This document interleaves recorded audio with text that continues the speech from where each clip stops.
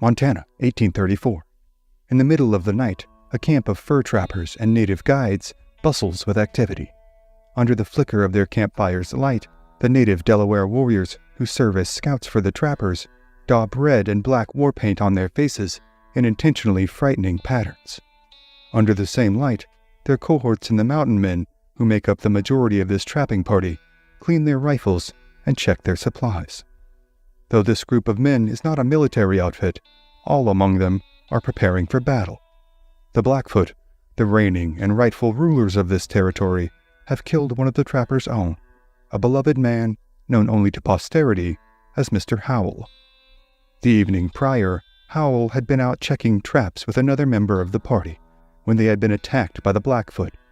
While his companion had escaped, Howell had been mortally wounded and suffered an ugly, agonizing demise in plain view of all of his friends and comrades. Now, the blood of the trappers and native scouts runs hot for vengeance. As the Delaware scouts carry out their ritual war dance, the mountain men confer with each other in hushed, angry tones about the revenge they intend to exact upon the Blackfoot.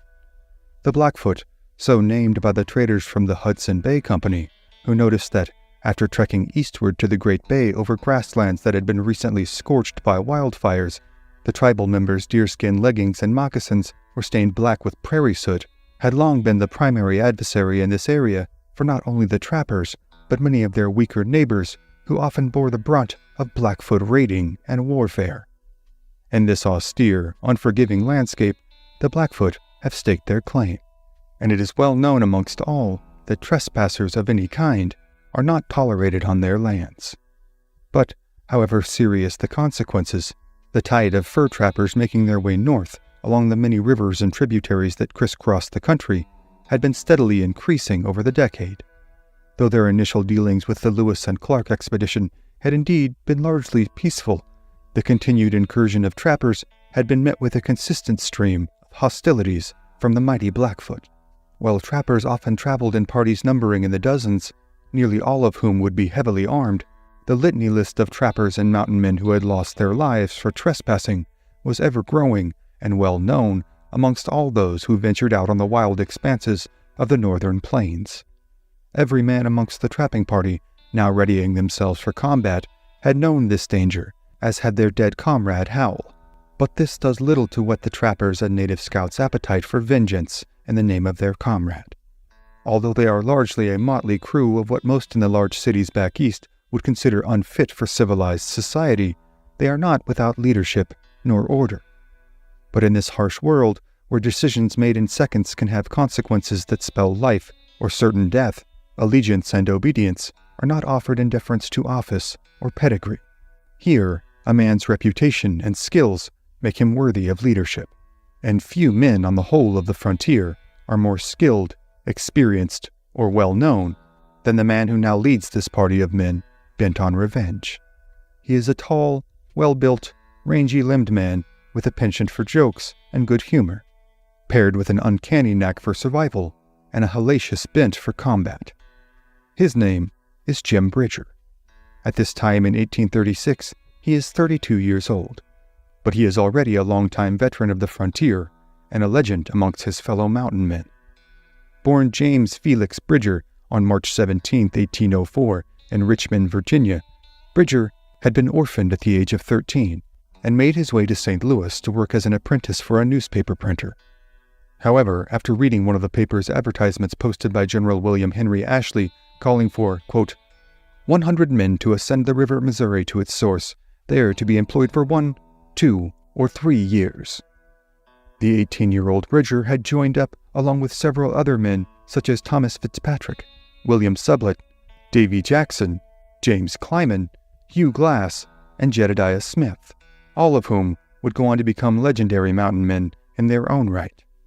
The group would go on to be known as Ashley's 100, and in the ensuing decade and a half since that advertisement's publication, Bridger and his cohorts had gone on to explore vast expanses of the American frontier that had only yet been seen by its native peoples.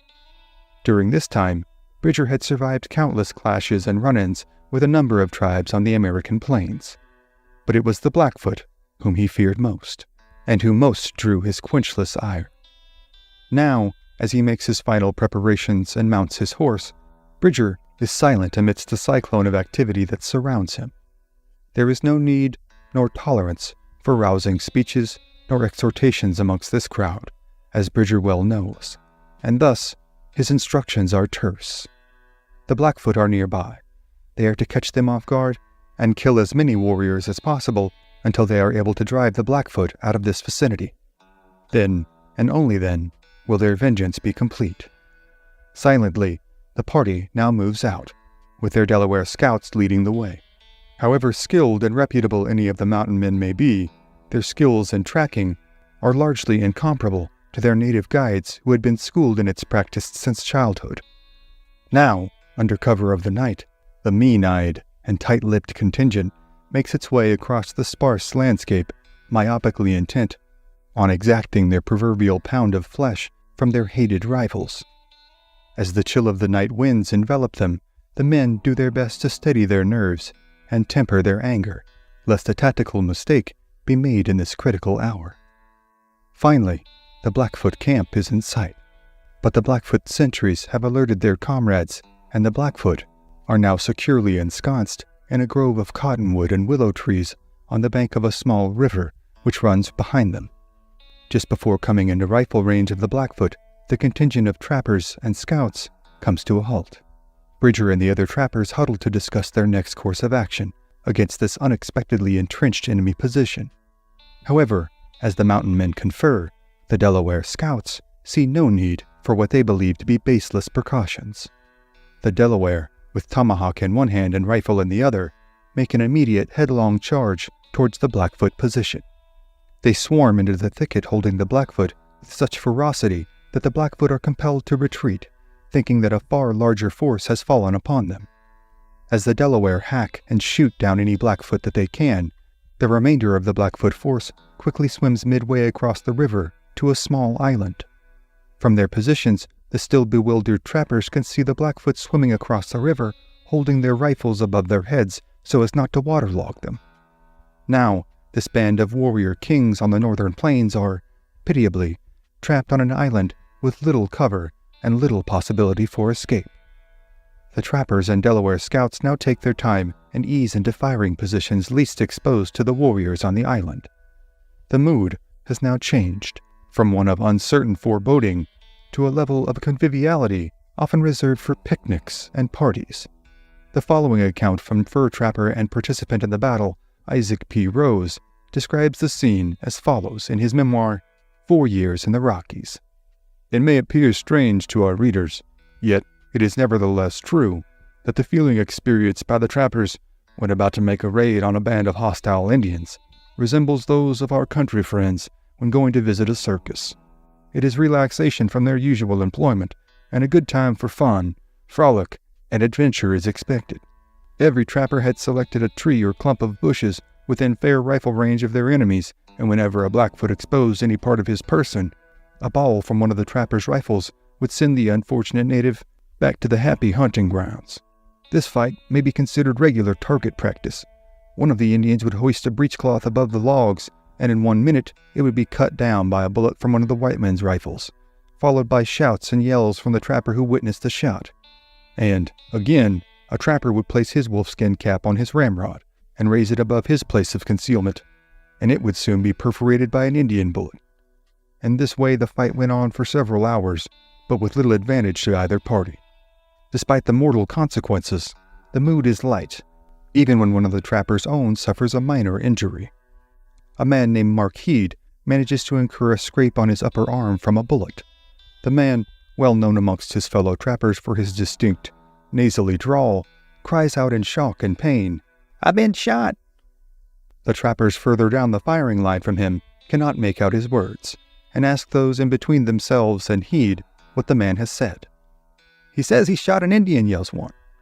The indignant tone of Heed himself then cuts through, correcting, "No, I didn't either. I said I was shot myself." The trappers instantaneously fall into an uproarious laughter, realizing that the wound is not serious and that their friend is not injured enough to encumber his personality. However, for the Blackfoot and for the Delaware scouts, there is no laughter to be had. The animus between the two tribes has run long and deep over decades of conflict, and the Delaware are intent on taking the fight to their hated enemy. As the firing carries on further down the line, a lone Delaware warrior swims his horse across the river to the foot of the island inhabited by the Blackfoot. From here, he creeps to within 50 yards of the Blackfoot position, as they remain preoccupied with firing upon the trappers across the river. The Delaware warrior, in an astonishing display of reckless vainglory, quickly climbs a cottonwood tree and takes up a position overlooking the Blackfoot. From here, he begins to pepper them with accurate sniper fire, dispatching 3 Blackfoot warriors in 3 successive shots. However, after the third warrior falls, the Blackfoot are able to ascertain the Delaware's position. Now, bark and tree limbs explode all around the Delaware warrior as he climbs down and retreats back to the foot of the island, swimming his horse back across the river to the renown and praise of his comrades. For hours more, through the afternoon and into the early evening, the fight drags on, with intermittent shots being taken, but no significant damage being done to either party. Finally, both sides are forced to make camp and break for the night, as darkness renders their targets indiscernible. The trappers and Delaware scouts make camp near the river, and rise early the next morning, intent on resuming their fight with the Blackfoot. However, upon cresting the ridge that separates their camp from the previous day's firing line, the trappers and scouts find the island deserted, the Blackfoot having absconded onto the prairie in the night. For now, life can return to the trappers' normal routine of trekking up and down streams, setting and checking traps, and completing camp chores. Jim Bridger will go on to lead this contingent to a successful haul this season, earning a worthy profit for each of the men in his charge. However, this fight with the Blackfoot will be but one of only the initial forays into combat with the mighty warrior tribe that the trappers will experience during this trapping season, before making their way to the yearly rendezvous in Wyoming to sell their furs. Though they have no intentions of settling upon this land, they are still trespassers, ones who the Blackfoot will offer no quarter to, so long as they traverse their territories. But the many tales of fights and ferocities between the mountain men, their native allies, and the Blackfoot are, for tonight, other stories for other times.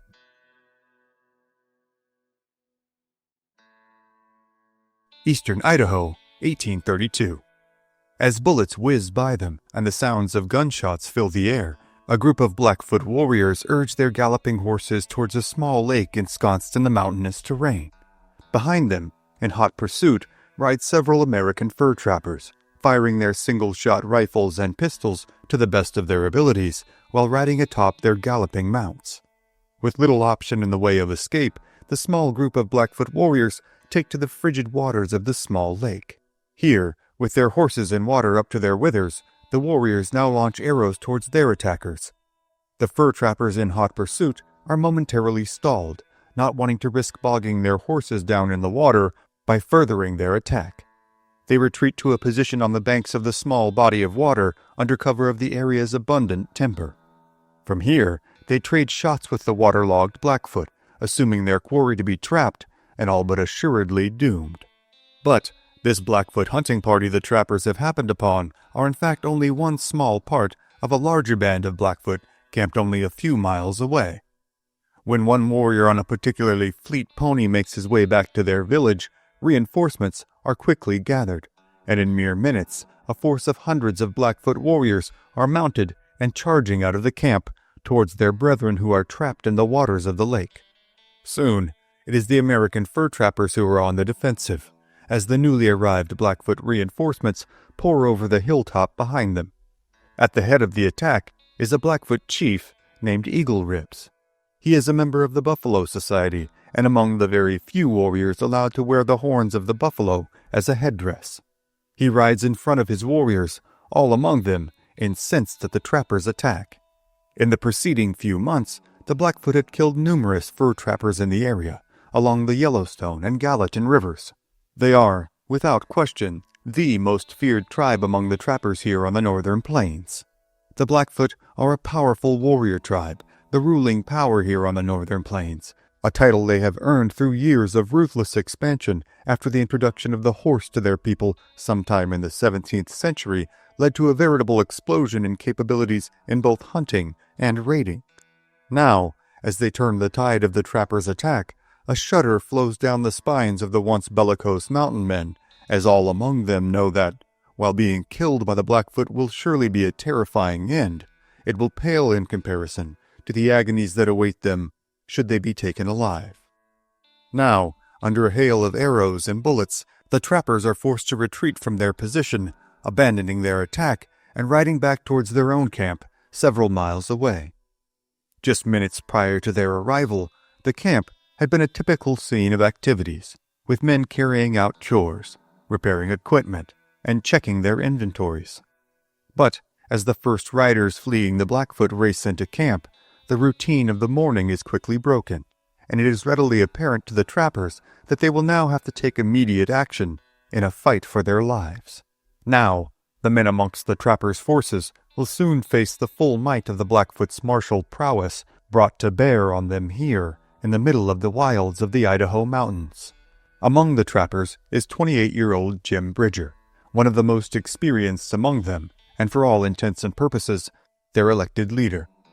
Bridger has seen more of the American West than most living men. Born James Felix Bridger in Richmond, Virginia in 1804, Bridger had come west like so many countless other American young men in the early 19th century, in search of adventure and fortune. As a teenage neophyte to the frontier, on his first trapping expedition, Bridger had been part of the seminal Ashley's 100 fur trapping expedition that set out from St. Louis in 1823. While on this initial foray into the world of the mountain men, Bridger had been one of the 2 men charged with remaining with Hugh Glass after his now infamous misfortune of being severely mauled by a mother grizzly in present-day South Dakota. Glass, a legendary trapper in his own right, and already a noted veteran by the time Jim Bridger arrived on the frontier, had been so badly wounded that his comrades, unable and unwilling to linger in a dangerous hostile native territory for what they saw as an exercise in futility, had left Bridger and another trapper named John Fitzgerald to remain with Glass until he inevitably expired from his wounds. But as Bridger and Fitzgerald fretfully waited hour after hour in the frigid, dangerous territory for their comrade to finally succumb to his condition, he proved amazingly and frustratingly resilient. Though he appeared to continue to decline, Glass simply refused to die. After their nerves had been sufficiently rattled by the prospect of being captured alive by hostile natives, they had weighed their options and chose, regrettably, to leave Glass to his seemingly inevitable fate. They had eventually made their way back to civilization, where the young Bridger had joined up with another fur company, and Fitzgerald had gone on to join the army. But Hugh Glass did not die. Instead, in a feat that is now etched in the annals of frontier legend, he managed to survive and effectively drag himself hundreds of miles to the nearest fort, where his wounds were treated and his life miraculously saved. Once recovered, Glass had eventually sought revenge on Bridger and Fitzgerald, but found Fitzgerald now under the protection of the U.S. Army, and Bridger to be just a teenage boy. He ultimately forgave the youngster and Fitzgerald out of the charity of his own heart. Despite this relatively inauspicious start, Bridger would remain undaunted in his pursuit of life as a mountain man. In the fall of 1824, he would become one of the first white men to explore the Yellowstone region of present-day northwestern Wyoming. Here, he was one of the first Americans to lay eyes on the parting of the waters at Yellowstone Lake. In 1830, he was part of a group that bought out the legendary Jedadiah Smith's stake in what would come to be known as the Rocky Mountain Fur Company, a trapping outfit composed of several members of Ashley's 100 who sought to contest the powerful John Jacob Astor's monopolist American Fur Company. By 1834, however, with the decline of the beaver population and growing difficulty in turning a profit in the fur trade, the Rocky Mountain Fur Company was bought out by the American Fur Company and absorbed into Astor's corporate structure. In 1835, Bridger had married a woman named Emma from the Flathead tribe, a people who resided in the ranges of what is today western Montana and eastern Idaho. The couple would ultimately have 3 children together, necessitating, or perhaps excusing, Bridger's constant excursions with fur trapping companies into increasingly less profitable and increasingly dangerous territories.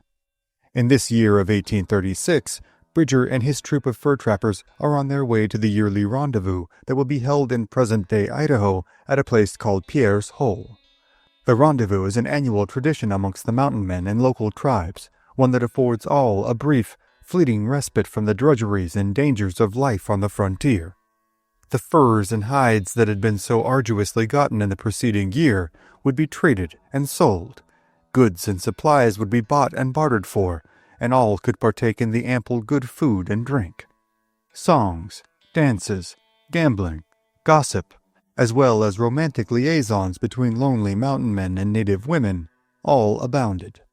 Though not the debauched and overtly drunken scene that is often portrayed, the yearly rendezvous was a lively and exciting affair. Bridger, as well as the rest of the mountain men in camp, had long looked forward to the affair, and now, with the rendezvous only days away, it had briefly seemed to all that they could almost taste the flowing hard cider and freshly baked breads. However, now, any thoughts of rest and recreation are quickly dashed as the influx of their comrades riding at full speed pours into the camp. The cry of "Blackfoot" quickly spreads throughout the camp, and now Jim Bridger and the rest of the trappers scramble to their single-shot rifles and make ready for the fight to come. The trappers take their positions in a loose battle line facing the direction of the approaching Blackfoot, and, for a few eerie moments, they can only hear the thundering hooves and war whoops of the warriors rapidly closing in to make their attack. Then, suddenly, the war party crests the top of the hill overlooking the campsite. Seeing the defensive line of mountain men protecting the camp, the Blackfoot pause atop the hill, just outside of rifle range. For a harrowing few minutes, a nervous tension permeates the air, as both parties warily appraise the size and strength of their opponent's forces. However, as the nervous trappers eye the sizable war party atop the hill in front of them, one amongst their party carefully and excitedly searches the lines of the mounted warriors, hoping to see a familiar face. She is the wife of one of the trappers, a Mexican man named Loretto, who had bartered for her freedom a number of years earlier after finding her as a prisoner of the Crow. She is, in fact, a member of the Blackfoot tribe. Though taken from her people as a young woman, she is intimately familiar with Blackfoot culture and customs, and, having not visited this territory for several years, might very possibly be a long-lost relative or friend to the attacking Blackfoot. While she finds no comfort in searching for a familiar face, what happens next brings a brief glimmer of hope to herself and all amongst the trappers. Calmly and coolly from atop the hill, Chief Eagle-Ribs now rides forward with a small group of warriors, bearing a pipe of peace and gesturing for the trappers to send a group of their own to discuss peace negotiations. Now, Jim Bridger enlists the help of the Blackfoot woman to act as an interpreter, and Bridger, the woman, and a small group of trappers now make their way towards the expanse between the two lines, all the while wary of a surprise attack from the Blackfoot. As an off-putting silence overtakes the battlefield, it seems to many present that all that can be heard is the plodding of the two parties' horses towards one another. As he rides in front of his group, Bridger begins to scan the line of Blackfoot warriors to the rear of Eagle-Ribs and his contingent, growing increasingly concerned as he nears the spot where the proposed negotiations are to take place. In only a precious few seconds, his suspicions overtake him, and as he, the other trappers, and the Blackfoot woman are mere yards away from Chief Eagle-Ribs and his men, with the chief now extending his hand in a gesture of peace, Bridger attempts to quietly pull back the hammer on his single-shot rifle. But in the tense silence that has befallen the would-be battlefield, the minute action resounds with a voluminous click, audible to all of those present, especially to Chief Eagle-Ribs. The Blackfoot chief instantly grabs the barrel of Bridger's rifle and thrusts it towards the ground. As he does so, Bridger attempts to pull the trigger and shoot the chief, but his bullet merely fires harmlessly into the dirt. Now, a violent struggle ensues between Bridger and Chief Eagle-Ribs, and within moments, the entirety of both parties, with the exception of the Blackfoot woman, are in a full-pitched fight. As Bridger and the chief fight from atop their horses, another Blackfoot warrior sends an arrow whipping through the air and slamming into the small of Bridger's back. Moments later, a second arrow strikes just above the first, both projectiles embedding themselves deeply into the unfortunate man's torso. With Bridger now reeling in pain, Eagle Ribs now seizes the rifle from his hands and strikes Bridger from his horse with a powerful blow that Bridger at first assumes to have broken his neck. For her part, the Blackfoot woman takes this opportunity to flee back to the lines of the trappers and her husband and infant child. The Blackfoot warriors, however, quickly thwart her escape, cutting off her path and driving her back towards the Blackfoot. The distressed young mother now becomes irate, screaming inconsolably to be allowed to return to her child. The Blackfoot at first appear unmoved, but after recognizing her as a member of their own people, Chief Eagle Ribs instructs the young woman to call out to her husband and ask him to bring the child to her. He assures her that her husband and child will not be harmed. Minutes later, the nervous young father plods cautiously across the veritable no-man's land that lies between the trappers' lines and the Blackfoot. He assumes that he will likely be killed as soon as he reaches the Blackfoot, but drives himself on in hopes of at least delivering the child to her mother.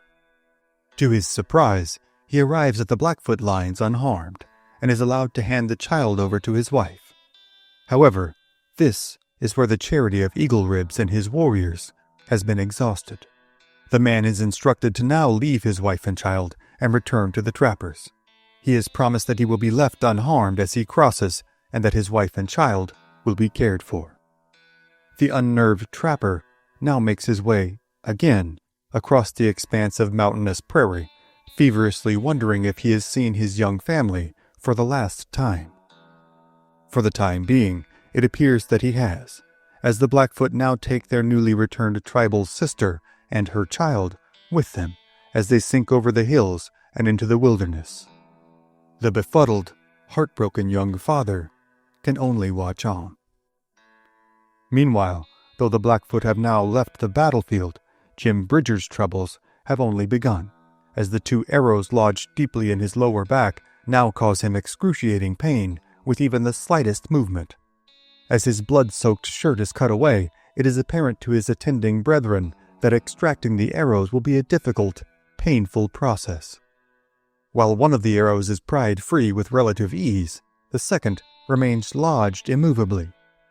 The arrows employed by this band of Blackfoot are steel-tipped, acquired from trade with the British.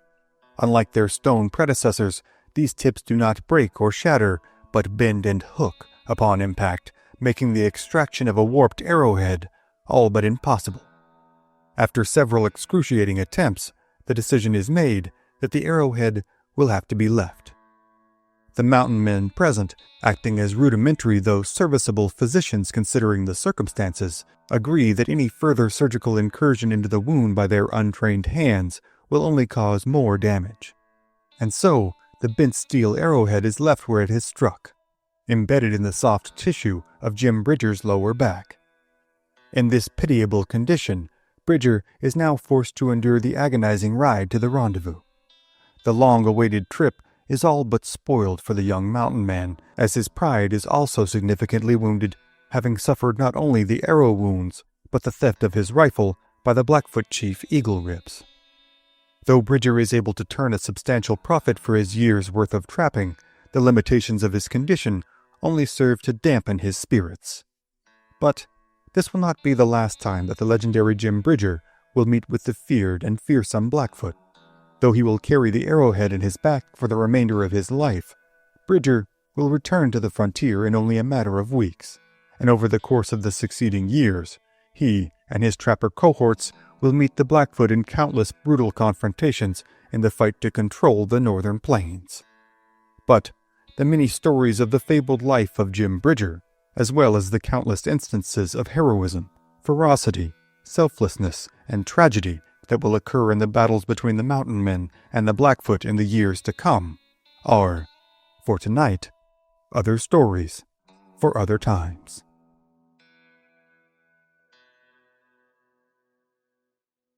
Wyoming, August 1835. As the heat of the day causes small rivulets of sweat to form on his brow, Kit Carson mounts his favorite horse, an unsettlingly coy smile stretching across his face. His pale blue eyes seem to boil with intensity, and his demeanor betrays a singularity of purpose that causes great concern to those close to him that know him all too well. Carson is angry, and there is going to be a fight. The sudden flurry of Carson's intense movements cause a stir about the previously placid camp full of mountain men, local natives, and fur traders. They have come here for the annual Rocky Mountain Rendezvous, the yearly gathering held just outside of what is today the census-designated area of Daniel, Wyoming, in the expansive Green River Valley. Stretched out along the banks of the Green River are an array of tents and teepees, representing a menagerie of cultures and goods for trade. Though there are several regional rendezvous, this gathering in the Green River Valley has become one of the largest. Though years before have been plagued with supply delays and fights with the local Blackfoot, this year's rendezvous is proving to be a roaring affair. In attendance are roughly 300 mountain men, roughly 2,000 Shoshone natives, several dozen members of the Nez Perce and Flathead tribes. Also present is a sizable contingent of company men from the monopolist Hudson's Bay Company. Many of these men are French-Canadian voyageurs, hardy fur-trading occupational cousins to the American mountain men. The rendezvous represents a unique opportunity amongst the tight-knit, multi-ethnic community to gather together in relative peace and safety in order to barter, trade, and simply enjoy the company of friends they had not seen since the rendezvous the year prior. The world of the frontier is indeed intoxicating in its freedom and autonomy, but it is also undeniably hazardous, unforgiving, and often deadly. The opportunities for recreation and relaxation are often few and far between, and the occasions to socialize with friends and colleagues even rarer. Thus, the prevailing mood at most rendezvous is one of communal excitement, camaraderie, and kinship. Though the mighty Blackfoot are an ever-present threat, disputes amongst participants in camp are generally kept to a minimum. Instead, the order of the day, in addition to the aforementioned festivities, is that of business. The trappers have worked long and hard for an entire year, often spending hours knee-deep in frigid streams, setting their traps and enduring all manner of hardships, from Blackfoot attacks to maulings from grizzly bears to simply disappearing into the vast expanse of the wilderness, as so many countless did. At the rendezvous, the trappers bring their year's bounty to have it appraised by the fur merchants, who would then issue payment in the form of credit for goods. Once this order of business had been taken care of, the social underpinnings of the rendezvous would then take on a more and more prominent role as the days passed. The notion of the Rocky Mountain Rendezvous as a debauched free-for-all is a slightly misleading one, though not wholly without merit. While some mountain men are in fact well-mannered, well-kempt, and even well-read, some of them do indeed live up to the popular notion of themselves as hard-living, hard-drinking, self-aggrandizing, larger-than-life ne'er-do-wells who thrive in the wilderness but would struggle mightily to fit into civilized society. Among these is a boisterous, bellicose, and often belligerent Frenchman named Joseph Chenard. While regarded as experienced and competent in regards to his profession, one which involved traveling hundreds of miles via canoe and portage through some of Canada's most unforgiving wilderness, he is also resented amongst many as an incorrigible bully and insufferable drunkard. During the previous few days, all of which he has spent in a whiskey-induced haze, Chenard has managed to offend even the cast-iron sensibilities of the mountain men and natives gathered here in the warm, scenic valley. He has not only yelled at, cursed, or been generally impolite to a number of fellow mountain men and voyageurs, he has made the particularly ill-advised choice of making repeated advances on the young, beautiful Arapaho woman named Singing Grass. Singing Grass is an enchantingly beautiful daughter of a chief. In her early 20s, she draws the eye of most of the women-starved trappers at the rendezvous, though none of them dare to make any advances, as it is well known that Singing Grass is being courted by one Christopher Houston Carson. The two had met when Carson's contingent of trappers had traded and wintered with a small band of Arapaho. The Arapaho, whose homelands by the mid-19th century include large swaths of Colorado and Wyoming, are a formidable power on the northern plains. Along with their longtime allies, the Cheyenne, they have long held neighboring tribes as well as prospective settlers under a veil of fear lest they fall victim to one of the tribe's notorious raids. But, as is so often the case on the frontier, They are also known as hospitable businessmen to prospective traders. Many mountain men, Carson included, had cemented deep ties with the tribe over the years. He has made it his intention to solidify this relationship in the bond of marriage once he can procure enough funding from his season's haul to pay Singing Grass's father the necessary dowry. But Chenard, in his drunken frenzy, cares little for Singing Grass's honor, nor Carson's intentions. He repeatedly makes objectionable comments towards her until she is compelled to complain to Carson about his behavior. Kit Carson is known, for the most part, as a quiet, amicable man, notoriously laconic, yet undeniably commanding in his mannerisms and air of competence. Yet he is also known to possess a veritable hornet's nest of a temper, one that cannot be easily quelled in the event that it is agitated. Carson had been born on Christmas Eve of 1809 in Richmond, Kentucky. He had run away from an apprenticeship as a saddle maker and signed on to tend livestock for a company of fur traders en route to Santa Fe. Carson quickly worked his way up through the ranks, covering thousands of miles of territory that was, for the most part, unknown to virtually all of his countrymen. He and his fellow mountain men spend their days setting and checking traps, plodding up and down river valleys and mountain streams, and across vast stretches of empty prairie. It is a hard life, and certainly not for the faint of heart, but Carson has thus far excelled in this high-stakes world. He has time and again proven his mettle in shootouts with the Blackfoot and other native tribes, and by this time in 1835, there are few on the frontier who have at not least heard the name Kit Carson. Though he is not known to be one to initiate confrontation, in this case, with the drunken Chenard openly insulting the honor of Singing Grass, Carson sees no other option and seeks no other option than violent retribution. When news of Chenard's behavior had reached Carson just minutes earlier, his normally placid expression had morphed into an unseemly contortion of contempt and rage. Chenard had been busy all morning, not only making repeated unwanted advances upon Singing Grass, but repeatedly insulting the American trappers in attendance, calling them muling schoolboys and insisting that he would whip anyone who challenged him as though he were their schoolmaster. As his tirade had dragged on into the early afternoon, Carson, now having gotten wind of Chenard's insults, abruptly made his way across the camp.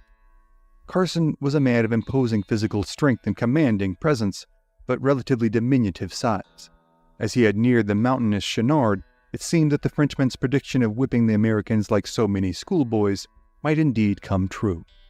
But Kit Carson was no schoolboy. He had marched up to Chenard and, through clenched teeth and with shockingly cold eyes, told the Frenchman that he would, quote, rip his guts out. The challenge to a duel was then issued, and both men retreated to their tents to retrieve their weapons and horses. The notion of a horseback duel is not at all common in the Old West, and almost immediately, seemingly the entire population present for the rendezvous have assembled in a crowd to watch the fight unfold. As Chenard rides towards the center of camp, now seemingly as animated as his adversary by malice and rage, Singing Grass and Carson's friends grow more and more concerned with the gravity of the situation. They beseech Carson to let discretion be the better part of valor, and to let cooler heads prevail. But now, Carson will have none of it. Atop his large sorrel gelding named Apache, Carson, his distasteful smile now growing wider and wider, checks both his single-shot pistols, ensuring they are loaded. He tucks one into his belt and cocks the hammer on the other. He checks to ensure that his hunting knife and tomahawk are securely tucked into his belt and, without a word, wheels Apache toward the center of camp, riding off to meet Chenard. In a scene that begs comparison to a medieval jousting match, the two men face each other from several dozen yards away as onlookers goad them on. Suddenly, there is a collective pause as the gravity of what is at stake seems to sink in for everyone present, except the two combatants. For a brief moment, the surreality of the event is so undeniable that it seems as though the fight will not happen at all. Then, in a near simultaneous explosion of movement, both men spur their mounts onward, pistols drawn, taking aim at their adversary as the ground between them rapidly diminishes. The mere seconds this takes seems like an eternity to all in the crowd, who have by now fallen silent in a fearful awe of what they are witnessing. It seems, for a fleeting few moments, as though the only audible sound is that of the two horses' hoofbeats pounding into the dirt. Suddenly, two gunshots ring out in such quick succession that it sounds as if but one shot has been fired. The two horses and their riders pass through a small cloud of gun smoke, whizzing past each other in opposite directions. Carson, still atop his horse, wheels the animal around, unsure if he or the animal has been hit, only knowing that they are both still alive and must now turn to face their adversary for a second charge. However, when Carson turns, he is met with the sight of Chenard hunched over the horn of his saddle, pistol laid on the ground next to his horse's hooves. For a brief moment, Chenard too takes stock of his condition. He is alive, but his wrist has been shattered by the ball from Carson's pistol. The wound is both grisly and debilitating. Suddenly, the air is filled with the howls of the wounded Frenchman, whose inebriation seems to be doing little to dull his pain. Accounts vary as to what happens next. In Carson's own later account, he only mentions that Chenard did not trouble anyone at the rendezvous any further after that.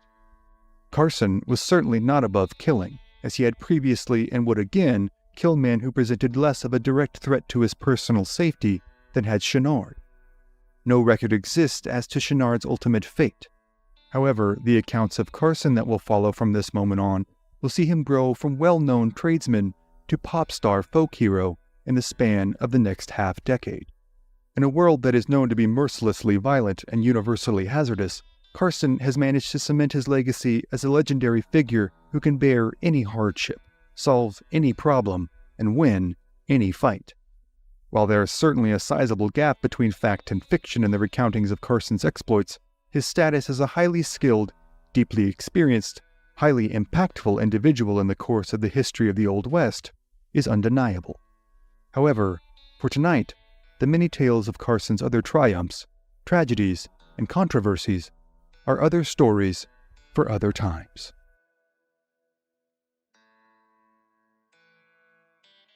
British Columbia, Canada, June 16, 1811. Aboard the American fur ship known as the Tonquin, fur trader James Lewis lies below deck, mortally wounded. His breathing is labored, and he strains to listen to the native warriors that are just now pulling their long dugout canoes up next to the hulking vessel. He does not know their language, and thus he does not know what they are saying. But he knows why they are here, and James Lewis knows what is about to happen. The chilly waters that surround the vessel situated in Clayoquot Sound were seemingly empty just minutes ago. Now they seem to swarm with war canoes, dozens of them, filled with angered Clayoquot warriors. Soon, the plodding of moccasined footsteps begins to cause a low rumble, as if a thunderstorm is brewing somewhere far away. Lewis begins to feel sick, the noxious effects of his physical state and his psychological distress. But his resolve remains steady. His gaze drops momentarily, and he stares blankly into the roomful of gunpowder kegs outside of which he lies, propped up against one of the sturdy wooden walls of the ship. He again studies the line of dark powder stretching from his position into the room. He is tired. The night before had been the longest of his still young life, in which his thoughts had drifted from his current situation to his family and friends at home, whom he knows he will never see again. He had also had much time to ponder the events of the previous few days, and just how he had come to be here, alone, below decks of this expensive and well-traveled ship. Lewis had been part of a crew of American, French, Canadian, and native fur traders under the employ of the legendary business and real estate mogul, John Jacob Astor. They had traveled to this distant locale in the hopes of trading with the natives for the valuable beaver pelts that were, at this time in the 19th century, a highly profitable commodity. For the next few days, they had anchored offshore of these idyllic lands and bartered a number of profitable trades with the locals. Though the men on board the Tonquin and the local Clayoquot had respective origins thousands of miles away from each other, they were well aware of each other's existence. Though America as a nation extends only to the Mississippi River at this point in the early 19th century, the American fur trade is a globalized industry. The fashionable beaver felt stovepipe hat at this time is all the rage in Europe, as well as the more cosmopolitan urban centers in America. Cafes, parlors, and street corners are all replete with young men sporting their most stylish new headgear. In what might be considered both the height of irony and a wonder of a worldwide supply chain, it is the fashionable fancies of the European upper classes that drive the day-to-day lives and livelihoods of people more than half a world away. Throughout the entirety of North America, fur trappers roam the rivers and streams, hoping to ensnare the valuable animals in their steel traps and send their bounties out to market by way of St. Louis or Santa Fe. And on the open seas, American vessels routinely made the treacherous journey around Cape Horn and up the west coast of North America to the Pacific Northwest, where they traded for furs with local natives. Within a few decades' time, the entire system would implode, as changing fashions and waning beaver populations would prove too much for the market to bear. However, in 1811, there is scarcely a more profitable trade on the whole of the continent, and men are driven to great lengths in their quests to build their fortunes. Perhaps most prominent among these men capitalizing on the fur boom is Johann Jakob Astor, better known as John Jacob Astor, a German-born American immigrant who had capitalized on the Jay Treaty that was signed by the United States and Great Britain in 1794. The treaty opened new markets in the Great Lakes region as well as in Canada. Astor signed a contract with the Northwest Company based in Montreal. Astor would import the furs from Montreal to New York, and then ship them to Europe to be purchased by hat manufacturers. By the turn of the 19th century, he had amassed a fortune of roughly $250,000, over $6 million by today's standards when accounting for inflation. However, in 1807, the U.S. Embargo Act was enacted by Congress, closing off trade with Canada and severely disrupting Astor's business dealings as his connections in Montreal were now illegal. In response, Astor obtained direct permission from President Thomas Jefferson to establish the American Fur Company, which he did in 1808. Over the next few years, Astor would use the American Fur Company, or AFC, as well as its subsidiaries, to gain control of virtually the entirety of the Great Lakes region, as well as secure several lucrative contracts. Intending to hamper his former employer in the Northwest Company, as well as the juggernaut of the industry in the Hudson's Bay Company, Astor soon began to finance expeditions to the Pacific Northwest in hopes of monopolizing the fur trade with the natives there before his rivals could gain a foothold. This had been the driving force behind Astor's purchase of the Tonquin.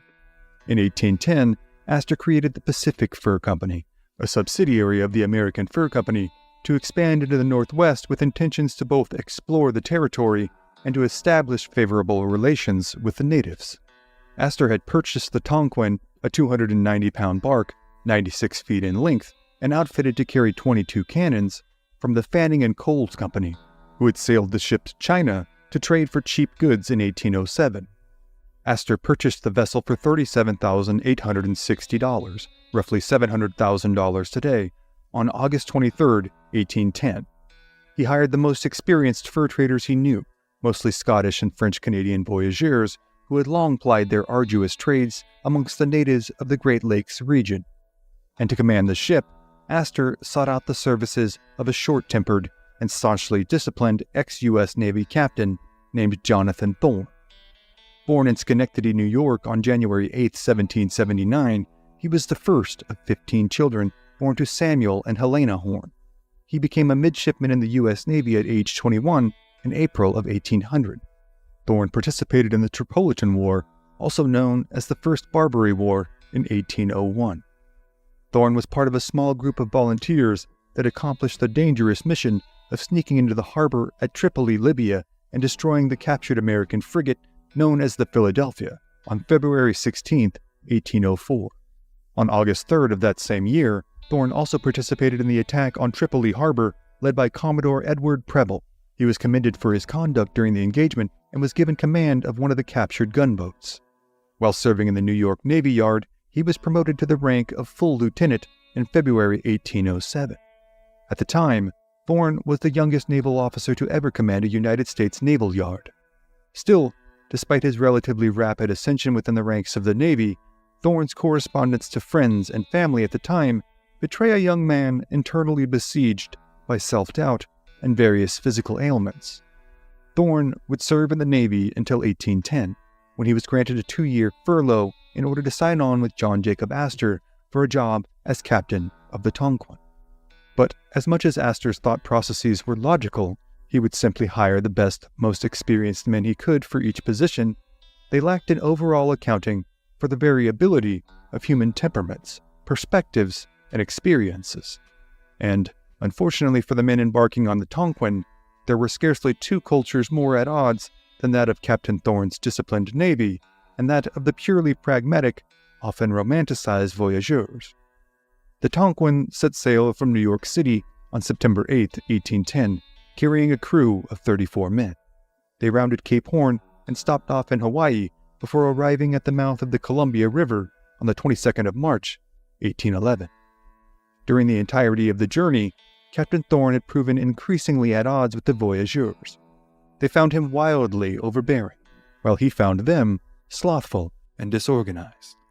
Thorne saw his obedience to the orders of Astor as his primary responsibility, while the voyageurs viewed themselves as skilled and knowledgeable tradesmen who had hired on for a job they intended to do well. However, they had no intentions nor inclinations to adhere to what they saw as the captain's overly strict policies and timelines. En route to the Pacific Northwest, Thorne's adherence to schedule was tested beyond what he considered to be reasonable bounds. On December 4, 1810, when the Tonquin had pulled into Port Egmont in the Falkland Islands in order to gather supplies and make minor repairs, 8 men had ventured into the interior of the islands in hopes of procuring more provisions.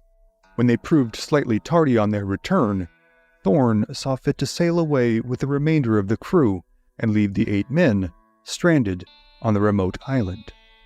Desperate and with little other option, the 8 men struck out desperately in their rowboat in hopes of catching up with the Tonquin. After 6 exhausting hours, the men in the rowboat managed to come within sight of the Tonquin. One of the crewmen, a man named Robert Stewart, threatened to kill the captain should he not turn around to rescue the men and the rowboat. Thorne, rightfully taking the threat quite seriously, obliged to Stewart in his cohort's demands, and the 8 crewmen were subsequently rescued. While Thorne had seen the action as a necessary imposition of discipline, the trappers and crewmen, who were not military men, saw it as a dishonorable and wholly condemnable action. Thorne, for his part, had become increasingly frustrated with the laissez-faire attitude of the fur traders. He found the jovial atmosphere they created as inappropriate, dismissive, and even dangerous. By the time the Tonquin sailed into the waters of Hawaii's Kaleakua Bay on the 12th of February 1811, the crew and the captain were seemingly irreparably at odds. Though he was a stalwart disciplinarian, Thorne did see the necessity in maintaining at least some semblance of cordiality between himself and the crew. So, while in Hawaii, Thorne finally made a temporary peace between himself and the senior partner fur traders. Thorne recruited 24 Hawaiian Kanaka laborers to assist in the day-to-day work that awaited the crew of the Tonquin upon their arrival in the Pacific Northwest. The Tonquin left Hawaii behind on March 1, 1811. 3 weeks later, on March 22, 1811, the ship came into sight of its most formidable challenge yet, the Columbia River. Among the tasks that Thorne had been charged with by Astor was the building of a permanent trading post near the critical geographical point where the Columbia River pours into the Pacific Ocean. Even today, the swirling, raging waters of the area provide a daunting task for sailors in modern-day vessels to navigate. But Thorne was unmoved by the fearful sight of the violent, churning waters. His concern was only the task at hand.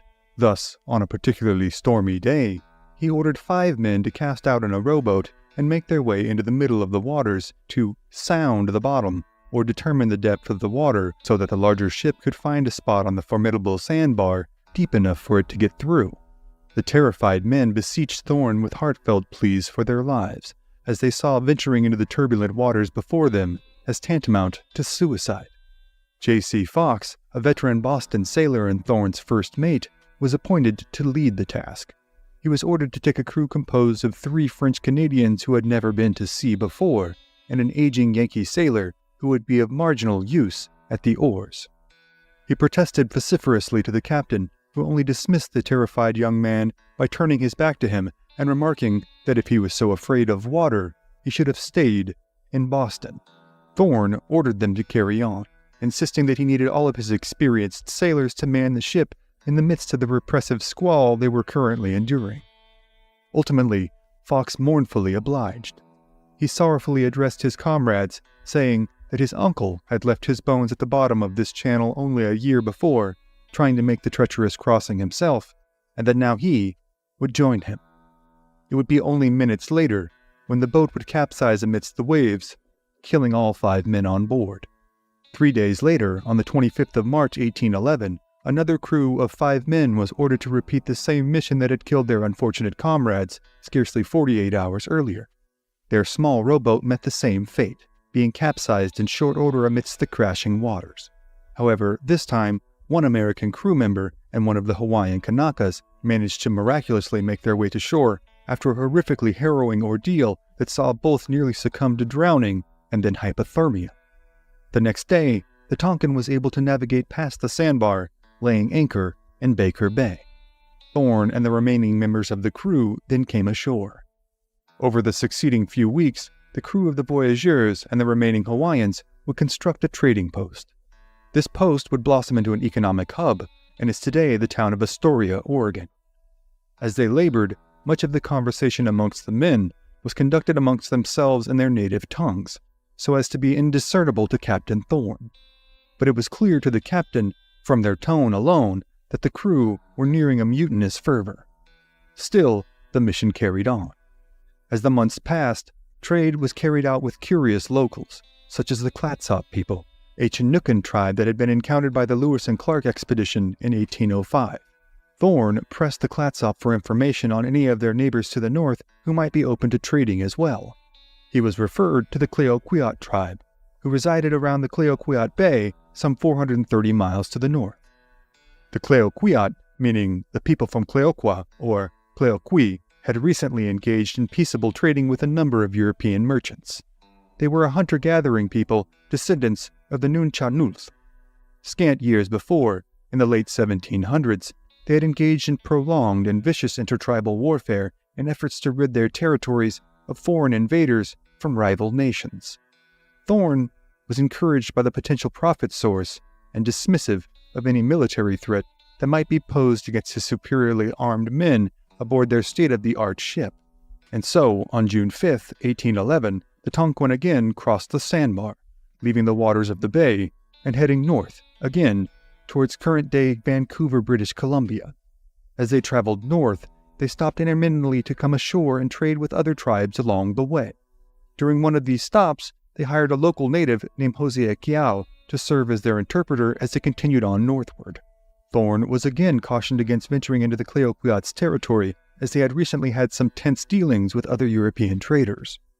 Thorne, again, dismissed any threat posed by the natives paddling cedar canoes and wielding homemade war clubs against his mighty and well-armed vessel.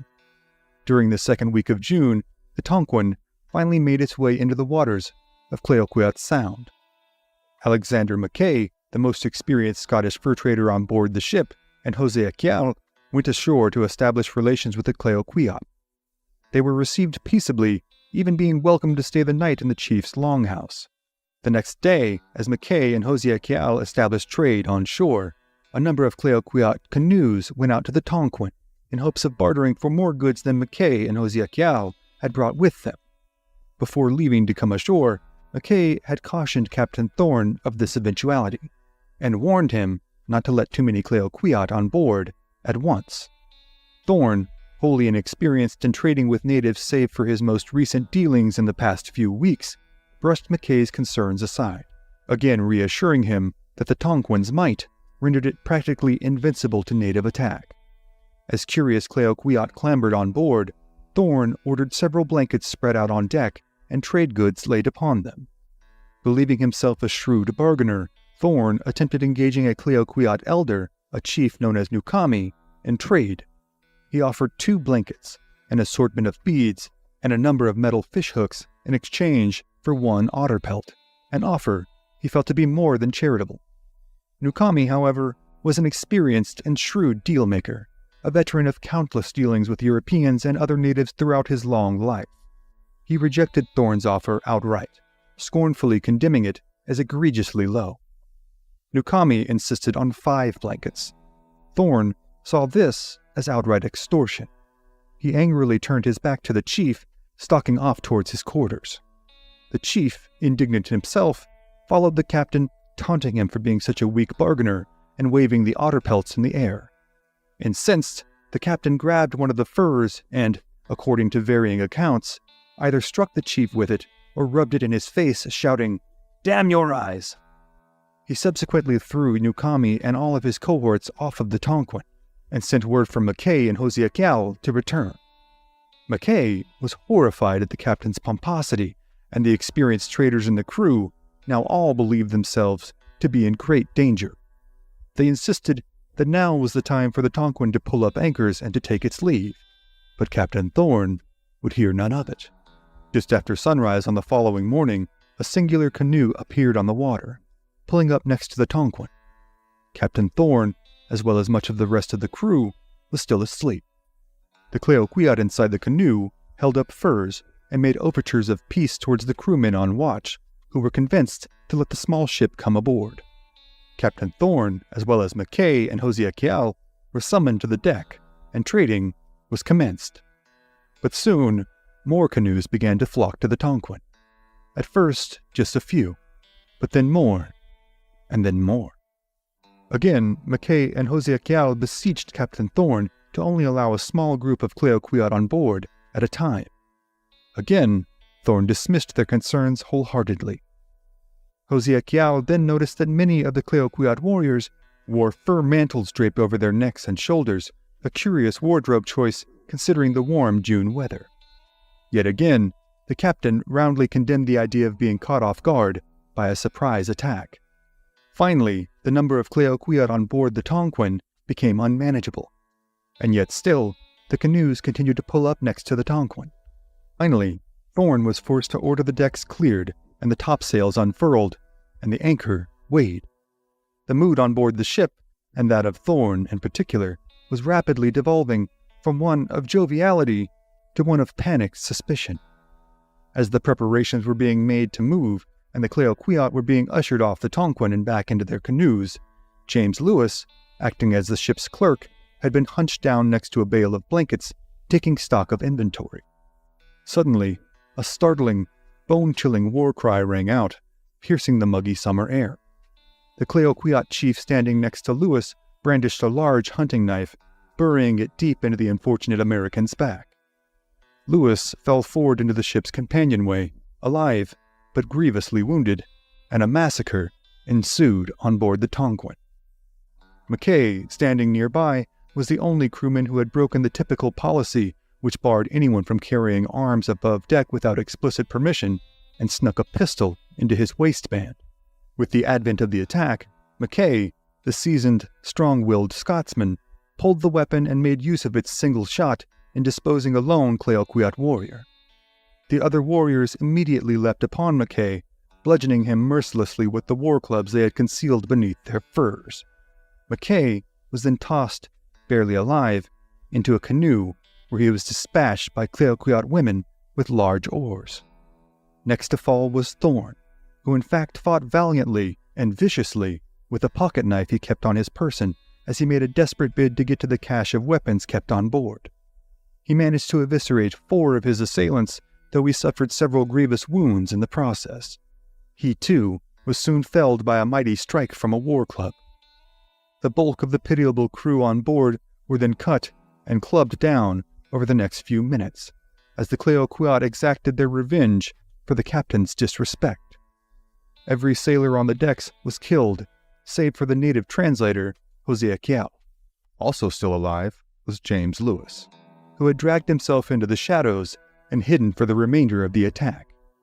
Now satisfied, the Cleoquiot took what goods they fancied most and returned to their canoes, rowing across the placid, chilly waters as the imposing Tonquin now sat still, with its crew cold in death. However, in a miraculous oversight, the Cleoquiot had overlooked the 7 sailors who had climbed into the ship's rigging to unfurl the topmast. After the Cleoquiot made their exit, the sailors made their way to the deck, and then below deck, where they found the dying Lewis. Lewis, resigned to his fate, had told the remaining survivors to cast out in one of the rowboats, and that he would stay behind. He burned for revenge against the Cleoquiot, and sought to make his last act his retribution. He requested only that he be left with a line of gunpowder stretching from where he lay to the ship's powder magazine, which contained nearly 9,000 pounds of gunpowder.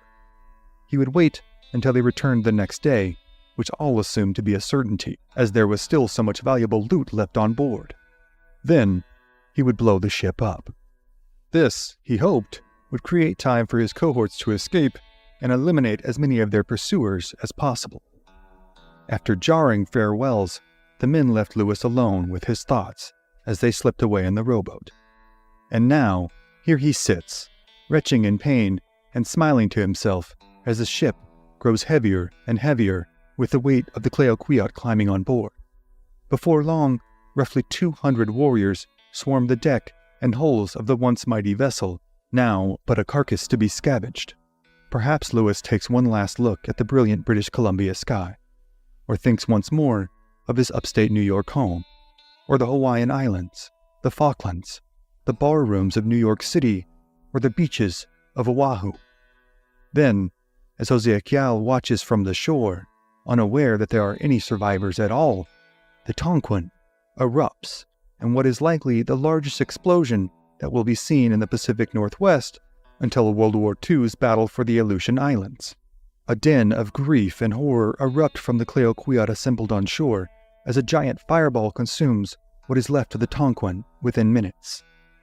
Not only is this a tragedy for the Coexist, but the explosion has not served its secondary purpose in providing a distraction for the escaping sailors. According to Hokc, they are soon blown to shore by a fierce gale and captured. In retribution for the killing of their tribesmen, the sailors are summarily tortured to death.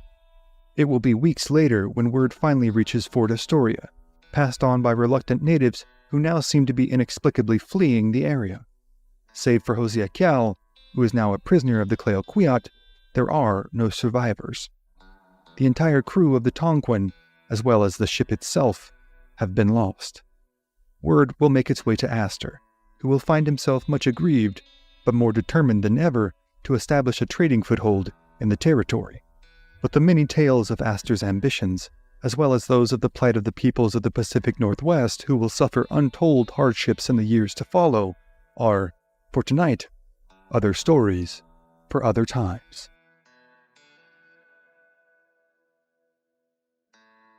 May 27th, 1831.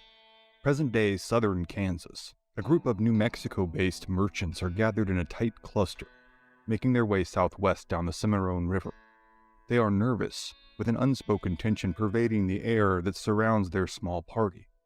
They have stopped to take a respite from the late spring heat, having just completed the trading they had come so far to engage in. But here, in the open expanses of the prairie, business was not always just business. Things here on the southern plains could, and often did, devolve quickly into overt, horrific violence. It was not wholly uncommon for an enterprising, overly optimistic merchant to venture out into these lands with hopes of brokering highly profitable trades and solidifying lucrative relationships with the rulers of this harsh, unremitting territory, the Comanche.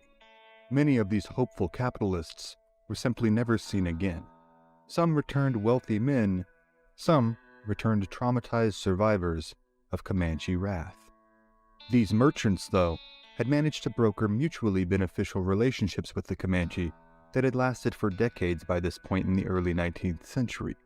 They had occupied the territories of what is now the state of New Mexico and was then known as New Spain for generations, nearly as long as the Comanche. In the preceding century and a half, the Comanche had unleashed a torrent of violence across what are now the states of Kansas, Colorado, Oklahoma, Texas, and New Mexico. Their motivations were in part retribution, payback for their cruel treatment at the hands of neighboring tribes like the Cheyenne and Blackfoot, and in part ambition. They, like the Spanish to the south, were intent on capturing as much of the wide-open expanses of the American frontier as possible. But for all their reputation as war fighters and empire builders, they were also incredibly adept traders. Of course, the threat of mortal violence is a powerful bargaining chip, but the Comanche prided themselves on being knowledgeable and formidable negotiators and bartering for the goods they desired. These New Mexico merchants had largely avoided the violence of Comanche expansion by providing them with a reliable, sustainable source of trade for the goods they valued but could not produce themselves. The Comanche possessed the largest collective swath of North American territory of any tribe on the continent. They were rich in land, buffalo meat, buffalo hides, and horses. But they had no tradition in pottery nor weaving, nor any access to metals such as copper and iron that they highly prized. The iron was highly prized for use as arrow and spearheads, while the copper was often beaten into discs and worn as jewelry on necklaces, bracelets, or woven into the long braids of thick hair the Comanche prided themselves on. Many of the paints that they could procure from traders were of more vibrant hues and resilient finishes than the ones they made themselves from natural dyes and animal fats. Cotton shirts, hats, jewelry, and of course, firearms were all prized to differing degrees by the Comanche, and, more often than not, the Comanche bartered with men like this small group of weary, weather-beaten traders who were often comprised of small bands of family members or close friends. They were the descendants of Spanish settlers who had often intermarried into the surrounding tribes. Their way of life in the desolate expanses of New Mexico and West Texas was a perpetually difficult, dangerous affair. But after peace with the Comanche had been brokered by Governor Juan Bautista de Anza in 1778, trade between the Spanish descendant settlers of New Spain and the Comanche began in earnest. Before long, a regular system of trade was established where intrepid bands of traders ventured out into the no-man's land that was Comancheria. Most were men from hard backgrounds who found little comparable opportunity anywhere else. Many died hard, horrendous deaths at the hands of the Comanche or other tribes like the Apache or the Kiowa. Many were robbed, many were killed, and many robbed and killed others. They developed their own fringe society away from the norms of New Spain or the burgeoning power of the United States. They became known as Comancheros for their proclivity and aptitude for dealing with a tribe whose mere mention could send waves of panic through settlements all through Texas and Mexico. This particular group of Comancheros here on the Cimarron River had traveled a long way to conduct their business, and now only hoped to get home with their profits as soon as possible. They spoke briefly in their huddled formation about the trades that they had made, the profits they had taken, and their unanimous desire to put distance between themselves and the party of Comanche they had just traded with.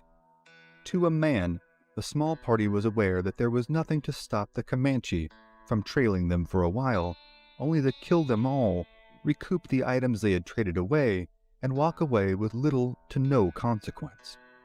But just as they were about to resume their course southward, one of them spots a figure only a few hundred yards in the distance. Even at this distance, it is clear the figure approaching them on horseback is not a Comanche. As the rider comes toward them, he attempts to wave them down to engage in conversation. As he draws nearer, it becomes apparent that he is an American.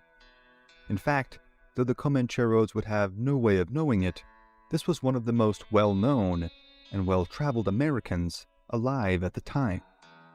While the Comancheros knew the vast expanses of their homeland like the backs of their hands, they did not know, nor in many instances could they scarcely imagine, the scope or extremity of this American man's travels in the previous decade. Barring but a few possible exceptions, this lone rider had seen more of the North American continent than anyone alive at the time. He had come from upstate New York, worked on freighter ships that sailed the expanses of the Great Lakes, and made his way to the burgeoning city of St. Louis. From there, he had traveled from the Dakotas to the Rocky Mountains, the Mojave Desert, the missions of Southern California, the San Joaquin Valley, the Sierra Nevadas, San Diego, Los Angeles, San Francisco, and then all the way north through present-day Oregon and Washington into Canada. He had survived the deadliest attacks on record, from the Arikara in South Dakota to the Mojave in California to the Umpqua in Oregon. He had worked with and under some of the most legendary names in mountain man history. Men like William Ashley, Hugh Glass, Jim Bridger, William Wolfskill, Milton Sublette, William Sublette, Joseph Meek, and Bill Williams, to name but a few. Most of the men he had traveled and worked with, though, had died violent deaths in their pursuit of fortune in the wilds of a continent that they, in the initial throes of manifest destiny, believed to be rightfully and inherently theirs. He had narrowly survived a vicious mauling by an enraged grizzly bear, one that necessitated his ear being sewn back onto his head via crude frontier surgery without the benefit of anesthetic. This incident left him permanently scarred and saw him wear his hair longer from then on in order to hide the scars. He had been detained by Mexican officials in California who were in fact rightfully dubious as to the intentions of these curiously dressed Americans who claimed they were merely passing through their bountiful territory. Through it all, he had remained steadfast in his faith as a Methodist and his ardent commitment to the venture capitalism he hoped would provide for his family. His name was Jedadiah Strong Smith. Just the year before, he had made his way back to St. Louis, cashed in on the pelts he had collected at the price of so many lives lost and miles covered, and vowed never to enter the mountains again. He purchased a sizable home on what is now Broadway Street in St. Louis and sent a banknote for $1,500 back to Ohio in order to purchase land neighboring one of his brother's farms. 3 of his younger brothers had come to live with him in St. Louis, where he hoped to be able to provide them with better economic opportunity than he had found upon his initial forays from home at their age. He repeatedly swore in numerous correspondence to family and friends that his days in the mountains were done. His mother had recently passed away, and the incessant internal tumult that had hounded him since he left home, another sentiment that often litters the journal entries and letters of Jedadiah Smith, incessantly harped at his conscience that he should travel to his family's new homestead in Ohio to care for his aging father. But in the time since returning to St. Louis in 1829 and the spring of 1831, the incessant wanderlust that had driven him to such distances began to drown out the guilt that he felt for his extended departure from his home and family. He had written to the Secretary of War, John Eaton, requesting to be made part of a proposed military expedition into the Rocky Mountains. To be sure, there would be few men in the world more qualified to lead the expedition than Jedadiah Smith, but Smith never received a response from Eaton, and the expedition never materialized. Smith then began to look towards the prospect of publishing his memoirs, along with the numerous maps he had compiled during his travels. Even throughout the most dire of times in his travels, Smith had, with at least some measure of consistency, recorded his thoughts in a series of journals. In addition, he was a skilled cartographer whose maps were accurate and reliable. He hoped to illuminate the entirety of the eastern seaboard and perhaps even Europe with tales of his exploits complete with the maps that he had drawn. To do this, though, he felt he needed to add at least one trip to his already expansive list of expeditions. The town of Santa Fe, in what is now the state of New Mexico, had been growing in population and reputation as a trading post and way stop on the trip to California. And so, after not hearing back from Secretary of War Eaton, Smith decided to sign on with an expedition to Santa Fe with William Sublette and David Jackson. The 3 men would lead a wagon train carrying roughly $20,000 in goods to Santa Fe. Smith also enlisted Samuel Parkman to assist in arranging his writings and maps into a publishable manuscript, as well as to polish his Spanish skills so that he might decipher some of the Spanish terms recorded in Smith's diaries with more accuracy. The trail from St. Louis to Santa Fe was well traveled, and even in 1831 was considered well established and comparatively safe. Few lives were lost annually to either privation or attacks from natives. In comparison to the trips Smith had been making for the past decade, this endeavor would have seemed to be a relatively easy affair, despite the distance being over 1,000 miles.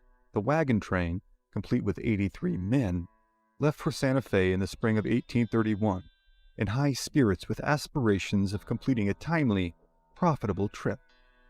They headed southwest, and initially, all had gone well. Then, trouble began to befall the party.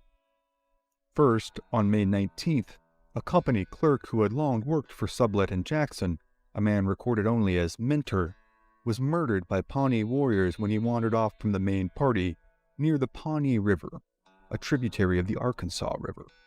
Then, the water began to run out. By May 27th, the party was completely out of water for both men and livestock. All the established water sources on the trail had thus far proven dried up. On that morning, much the same as they had for the previous few mornings, Smith and his cohorts would pair up and fan out in different directions from their camp in an attempt to find any viable water sources. Smith and his partner, a man named Fitzpatrick, headed south on that morning, hoping to find a spring on the north side of the Cimarron River. The Cimarron itself flows through several mineral deposits, rendering the water not potable as it is too salty. However, several springs lie nearby the river which do produce drinkable water. Smith and Fitzpatrick thought perhaps they were getting close that morning when they had happened upon a depression in the flat landscape that harbored damp ground at its lowest point. Smith directed Fitzpatrick to stay there and attempt to dig for water in the depression, while he rode ahead to see if there were any springs nearby. While Fitzpatrick began digging, Smith headed off further south. Within a few miles, he was out of sight of Fitzpatrick. Within a few more, he came into sight of this band of Comancheros.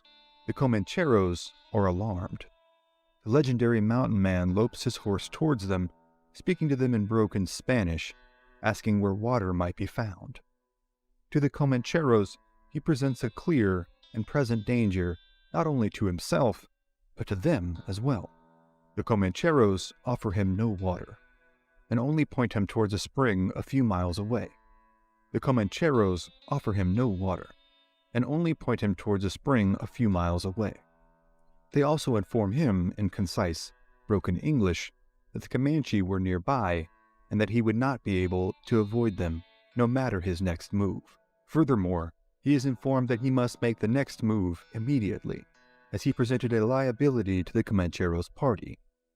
Should the Comanche find him in their company, they might suppose him to be a spy and kill them all. This was not a risk the Comancheros were willing to take for the lonesome and now doubtless fear-stricken American. He was on his own. Seeing no better course of action, Jedadiah Smith continues on in the direction of the spring the Comancheros had informed him of. He departs from the Comancheros, resolutely making his way forward and mustering all the courage and wherewithal he might bring to bear. He and his party would surely die without the water, and while he knew there was a very real possibility that the Comanche would usher him into an even more immediate end, Smith saw little other course of action. As the Comancheros watched from a distance, he makes his way further south, to what is now known as Wagon Bed Spring in southwestern Kansas. Just before he reaches the spring, a band of 15 to 20 Comanches come upon him. They have spotted Smith before he even departed the Comanchero party, and spent the time it took him to ride to the spring discussing in Spanish what they would do with this trespassing American. For all intents and purposes, Smith and his company were indeed trespassing. In fact, the entire trade they had been plying for the past decade or more was technically illegal and in violation of numerous treaties that forbade hunting and trapping in native or foreign lands. The Comanche, though, are not concerned with the legalities of any particular treaty on this day. They see him as an intolerable interloper, a representative of a people who have sought to invade their lands. Also, they may have seen him as sport. Smith does his best to stay calm, hailing the Comanche with a smile and signing to them in the ubiquitous sign language of the plains that he was merely passing through and hoping to slake his thirst as well as his horses. He searches the faces of the Comanche warriors who surround him, the notoriously stout and rugged-looking ponies striking such an odd juxtaposition against their master's formidable reputation. The Comanche, too, looked different than any of the other tribes Smith has encountered on the plains. They themselves are shorter and stockier than their northern plains counterparts, with, especially at this time in the early 19th century, little of the cosmetic adornments of their plains cohorts, such as war bonnets or white-boned breastplates. The Comanche, in particular, cut a stark, terrifying figure even for the most experienced of travelers on the frontier, and, in accordance with their reputation, no warrior among them returned Smith's smile or salutations. For a few tense, terrifying seconds, the two parties stare silently at each other. Then, the Comanche begin to encircle Smith, moving into their positions while taunting Smith's horse, trying to spook him into throwing his rider. Smith, for his part, still attempts to broker some kind of peace that might allow him to trade some of his valuables for his safe passage back to his party. But as the situation rapidly develops, it becomes clear that the Comanche are not interested in any deal. Just as the Comanche have Smith half surrounded in a crescent moon formation, a shot rings out from a Comanche rifle. A lead ball tears into Jedadiah Smith's right shoulder, as the noise simultaneously startles his horse, causing both animal and rider to wheel about 180 degrees. Smith had laid his Kentucky rifle across his lap before being accosted by the Comanche, and as his horse turned, Smith managed to shoulder the weapon and return fire, killing one of the warriors, whom later accounts would describe as a chief. As the Comanche warrior's body slumps from his mount and thuds to the hard Kansas dirt, Jedadiah Smith reaches for one of the two single-shot pistols he keeps tucked in his belt. In the seconds it takes to accomplish this, the remaining Comanche warriors, now fully enraged at the killing of one of their own, pounce upon Smith, knocking him off of his horse.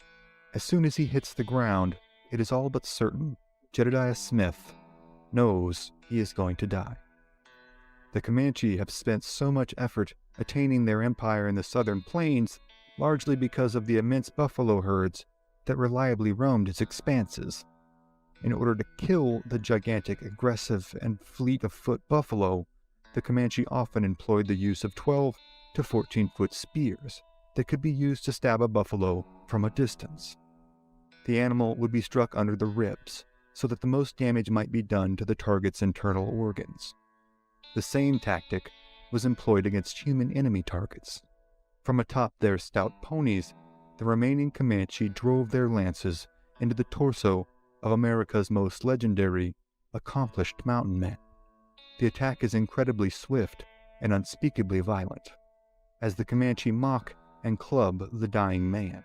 The only mercy for the unfortunate Smith is that it is all over in a matter of seconds. As his body lies lifeless, covered in blood and plains dust, the Comanche strap their dead compatriot to his horse, take Smith's horse, his guns, and valuables, and leave him to the buzzards and the summer sun. Jedadiah Smith's body would never be found, and it would be days later until the Comancheros would encounter the sublet Jackson party on the Santa Fe Trail. Here, they would produce Smith's pistols and rifle to his grief-stricken younger brother, Austin. The Comancheros had traded the Comanche for the items after their murder of Smith and acquired the Comanche's side of the story. They corroborated this with their own eyewitness accounts, and these accounts were relayed back to Smith's elderly widower father in Ohio in a letter from Austin Smith. The letter, heart-wrenching in its revelations even 2 centuries later, reads as follows. Your son Jedadiah was killed on the Cimarron the 27th of May, on his way to Santa Fe by the Comanche Indians. His party was in distress for water, and he had gone alone in search of the above river, which he found when he was attacked by 15 or 20 of them. They succeeded in alarming his animal, not daring to fire on him so long as they kept face to face. So soon as his horse turned, they fired, and wounded him in the shoulder. He then fired his gun and killed their head chief. It is supposed they rushed upon him and dispatched him. An obituary would be published for him that fall in the Illinois Intelligencer, but no mention of his death was made in his adopted hometown of St. Louis's local publication. His memoirs and maps would not only not be published, but his legacy and legend would be largely forgotten by the public for the better part of a century and a half. Jedadiah Smith never married, nor had any children. In his brief 32 years, he had managed to incessantly, seemingly impulsively, pursue his intentions of wealth and security to ends that had thus far been unheard of in American history. To add even more to the decidedly unserendipitous nature of Smith's final expedition, the remainder of the party on the Santa Fe Trail, including Sublette, Jackson, and Smith's younger brother Austin, were all able to find water and eventually make their way safely to Santa Fe. From here, Austin Smith would pursue his own successful career in mercantilism, and Sublette and Jackson would continue on to California in order to return with a large remuda of horses and mules to trade and sell in Santa Fe and Missouri. In the entirety of the year of 1831, the only lives lost on the Santa Fe Trail would be those of the unfortunate Minter at the hands of the Pawnee, and Smith at the hands of the Comanche. Life in the Old West was always hard, and often cheap. The violence and hardships that befell people of all races, religions, and backgrounds could be startlingly indiscriminate and stunningly swift. And so it was that one of the most expansive, interesting lives in American history was snuffed out. Despite all his exploits, he found himself but a stranger in a strange land, in the wrong place, at the wrong time. But the annals of Old West history are replete with far more stories of Smith, his fellow mountain men, as well as the countless natives and settlers they interacted with. Tales of lives lost, fortunes gained, and miles traveled are more numerous than the stars in the open western sky. But for tonight, those are other stories for other times. El Paso, Texas, December 1932. Legendary Texas author and journalist Frank J. Dobie sits in his hotel room, impatiently glancing at the door every few minutes. He has spent a restless afternoon reviewing his notes and readying himself to receive a well-known guest he has long waited to interview. Finally, in the early evening, a knock comes at the hotel room door. Dobie opens the door and is greeted with the imposing frame and genteel smile of the legendary Texas cowboy he has heard so much about, yet never met. The man's name is Frank Collinson. He is an Englishman by birth, having come to Texas from his beloved homeland in 1872, when he was only 17 years old. He has spent the vast majority of his time since then living the hard, solitary, dangerous existence of a working cowboy on the Texas frontier. He is also, though, a lifelong reader, and a man with a profound proclivity for intellectual pursuits such as philosophy, science, and writing. Dobie and Collinson shake hands and exchange pleasantries as Dobie welcomes the elderly man into his room and out of the December chill.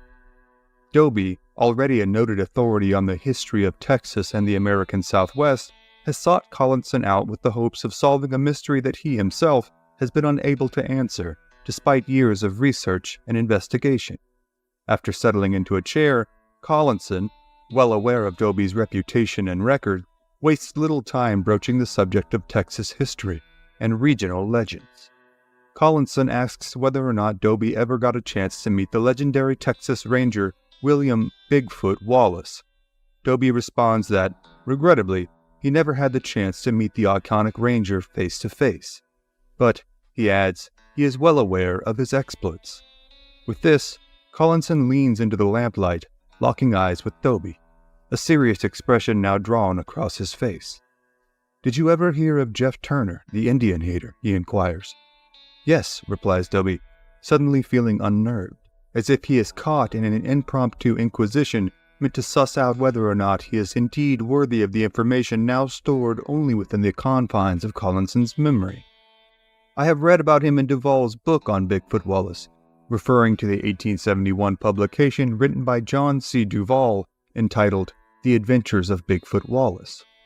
Apparently satisfied, a knowing smile spreads across Collinson's face, and a sorrowful look takes hold of his eyes as his mind is momentarily lost in the glory and gore of days now long gone. "Does the book tell what became of Jeff Turner?" he asks.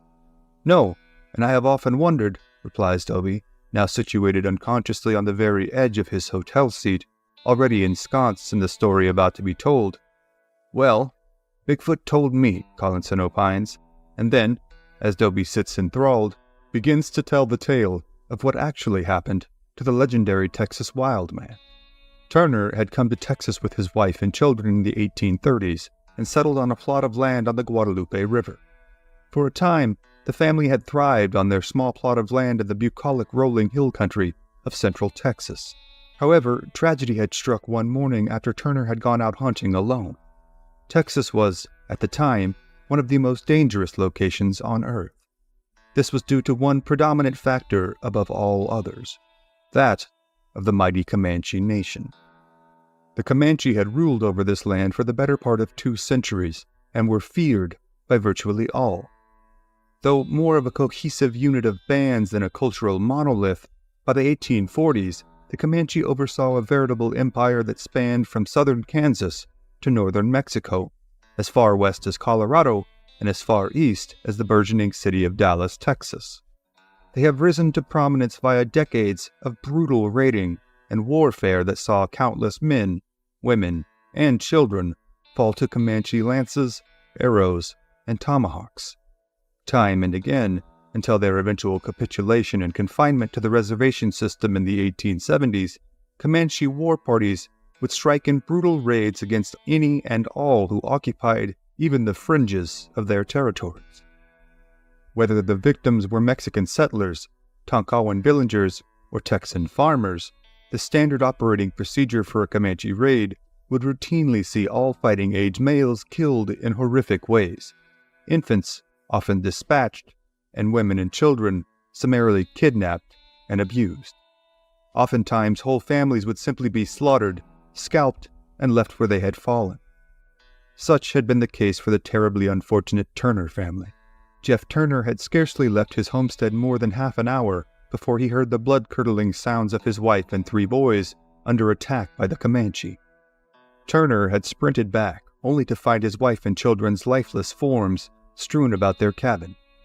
When the attacking Comanche returned to finish him off, he had inflicted so much damage that, after believing they had mortally wounded him, the Comanches fled, leaving him for dead.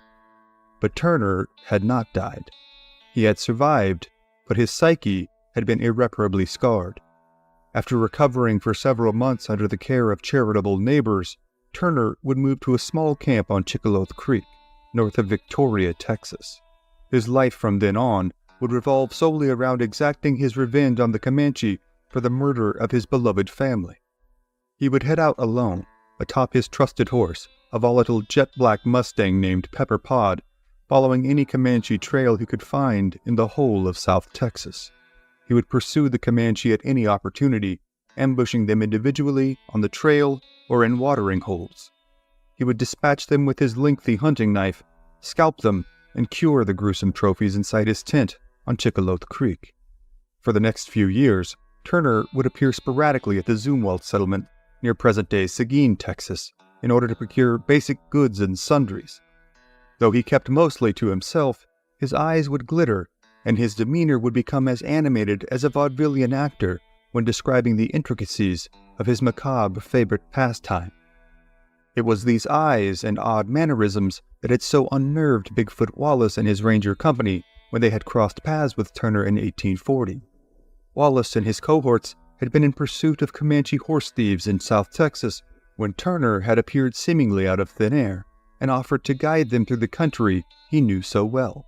Though the party of young rangers were at first dubious as to how much help this seemingly derelict man would be, it would be less than a day later when Turner would prove his merit as both a tracker and a fighter. The party not only recouped their horses in a small but violent skirmish in South Texas, but all were witness to Turner's monomaniacal fury in battle against the Comanche. As they made their way back to the Zumwalt settlement, it was Turner alone whose belt was adorned with several freshly taken Comanche scalps.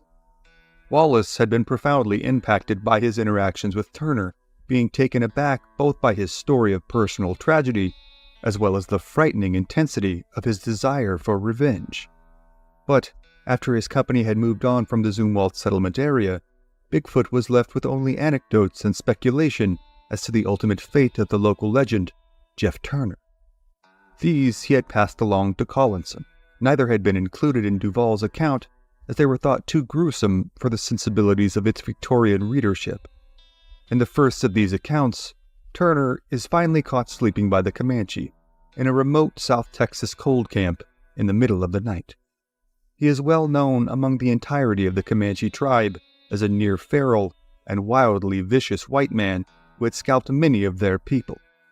He is also, though, regarded as a man with a fierce fighting heart. This, even as an enemy combatant, made him useful to the Comanche.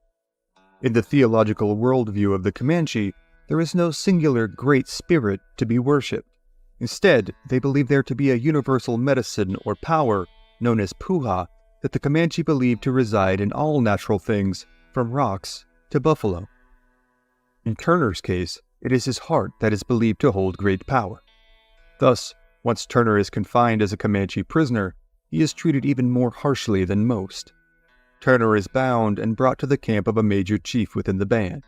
He is dragged to the door of the chief's lodge, inside which resides the chief along with his pregnant wife. The morning sun has not long hung in the Texas sky, but already its repressive heat has begun to exact its toll on the already battered and bedraggled prisoner. The flap which serves as the door of the teepee suddenly swings open, and out steps an imposing middle-aged man, whose face is creased from both the withering of time and his scarcely concealable rage. The chief closely examines the features and stature of this hated Taibo, the Comanche's name for the whites. As the warriors surrounding the chief and Turner taunt and sneer at their captive, the chief motions for them to commence with the ritual at hand. Turner is thrown to the ground, where he is beaten and clubbed further still, as the lashings that bind his hands are undone, and 4 warriors grab him. Turner is held down, as each of his arms and legs are tethered to wooden stakes buried deep into the hard ground. Turner, for his part, remains silent, though perpetually wide-eyed throughout, as the taunts and insults are hurled at him from assembled villagers, and blows continue to rain down upon him at varying intervals from warriors who had been so long aggrieved by his antics. It is possible that Turner's thoughts turn to his late wife and children. Then, as if on cue, the assembled Comanche villagers and warriors go silent. The chief now walks over to the door of his lodge and again swings it open.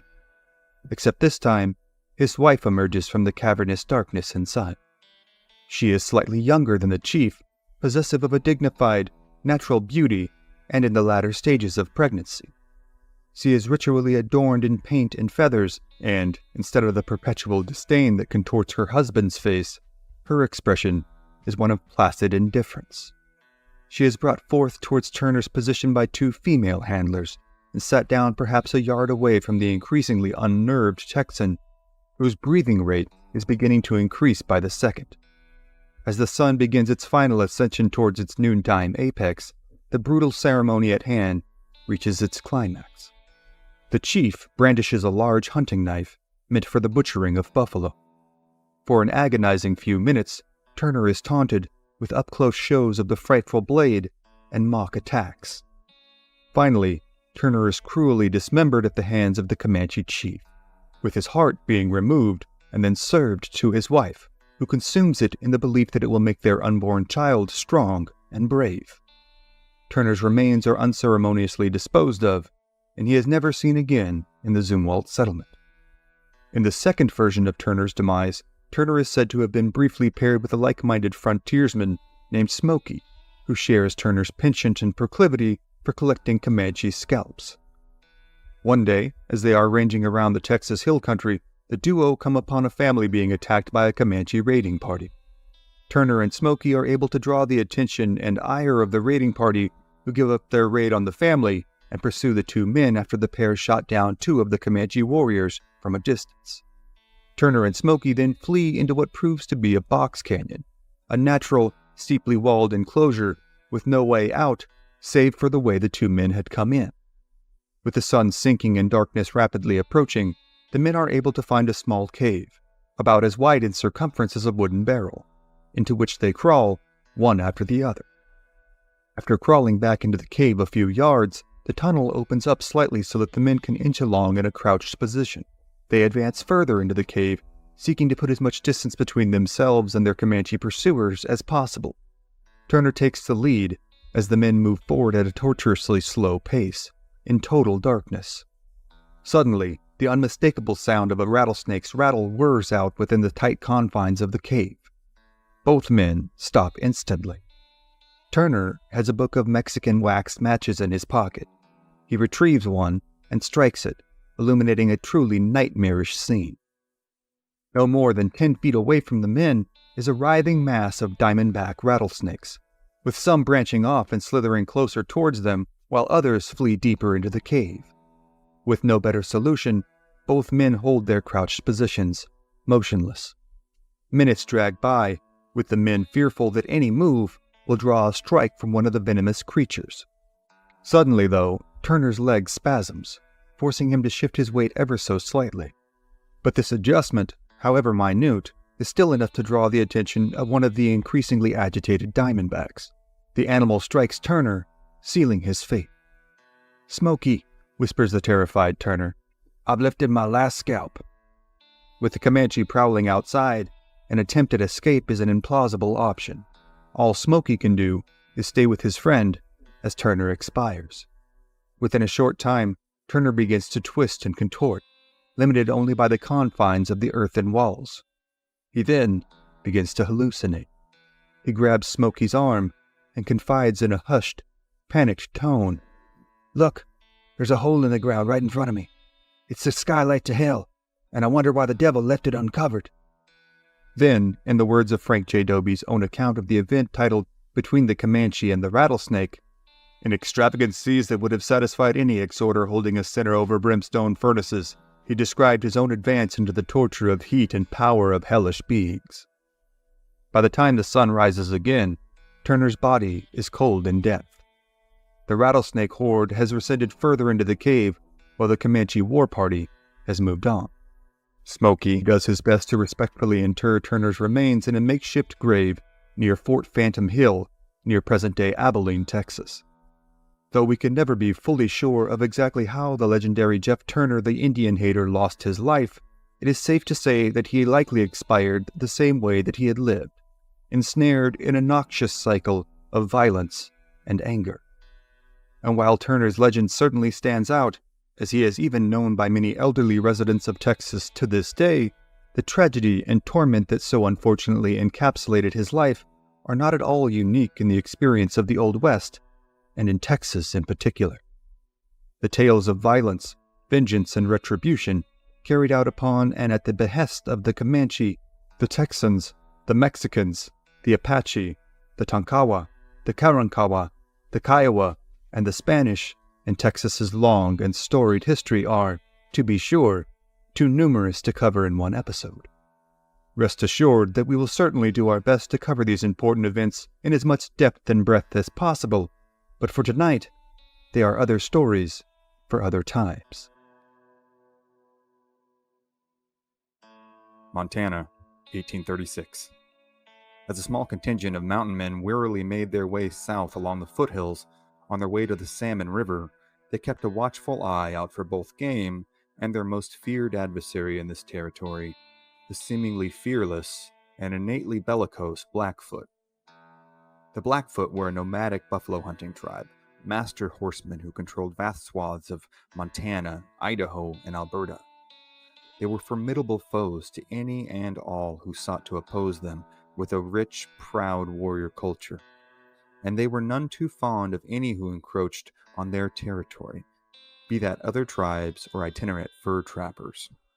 The trappers were mostly American by nationality, but viewed themselves as entrepreneurs more than settlers or nationalists. The advancement of manifest destiny was not the focus of these men who lived so far away from the society of the eastern seaboard that only the pragmatism of survival and economic advancement drove their day-to-day lives. And it was in this pursuit that this contingent of trappers, numbering 20 to 30 men, shot, and then field dressed a few buffalo from a herd that ran across a rolling prairie just east of the foothills. They took the hump meat, ribs, and buffalo skins and hurried to the comparable cover of the foothills to make cooking fires and stem their days-long hunger pains. Soon, the experienced woodsmen had staked their horses, started fires, and set up tripods from which to hang their prized buffalo ribs, while the stakes were laid directly onto the hot coals. The smell of sizzling meat enticed the bedraggled men as they settled down to warm themselves and wait for their dinner to finish cooking. Just then, they heard what Isaac P. Rose described as the most dreadful sound known to man, as a party of Blackfoot warriors numbering between 30 to 40 swept down the hill that the party of trappers were camped at the bottom of, whooping and riding their horses at full gallop.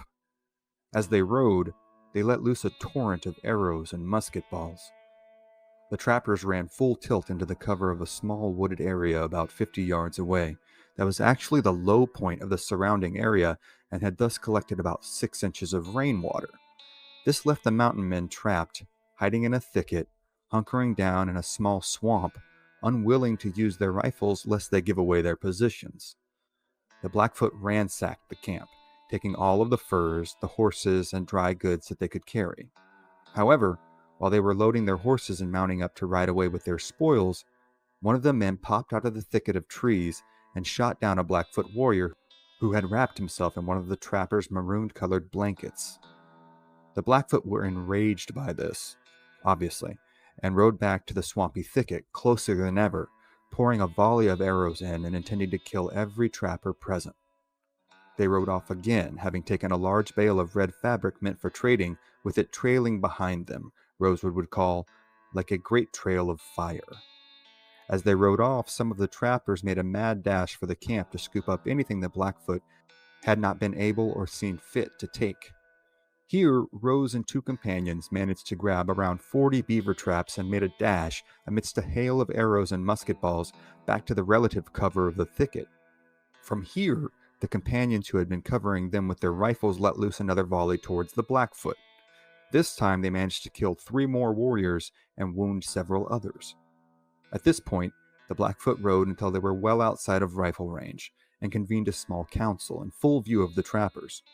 Seeing this, one of the trappers remarked that they could all relax now because the Blackfoot had apparently had enough of the fighting for the day. But another man, Charles Warfield, rebuked him, saying all present should ready themselves for the Blackfoot's most ferocious effort yet. He had fought the tribe many times before, and said that if he did not hear their death howl, then the fight was not over. He was quickly proven correct, as the council of Blackfoot shortly broke, and the warriors mounted their horses and made a full-on charge at the thicket. This time, Rose remarked, it was clear that they meant business, which leads one to wonder what they meant before this, but, The Blackfoot made one final, desperate, and daring attack in an attempt to avenge the deaths of their tribesmen. They came within a few yards of the mountain men, who only managed to repel them due to their experience, cover, and superior weaponry. 2 more warriors fell, and finally, after this, the Blackfoot grabbed the slain bodies, retreated again outside of rifle range, laid the bodies out, and formed a circle around them. They commenced howling and wailing in long wolf-like courses that echoed eerily off the surrounding hills. They then promptly loaded the bodies back onto the horses, firmly secured their goods, and, still wailing, rode over the foothills from which they had come. After waiting long enough to assure themselves that their attackers had gone for good this time, the mountain men made their way back to the campsite.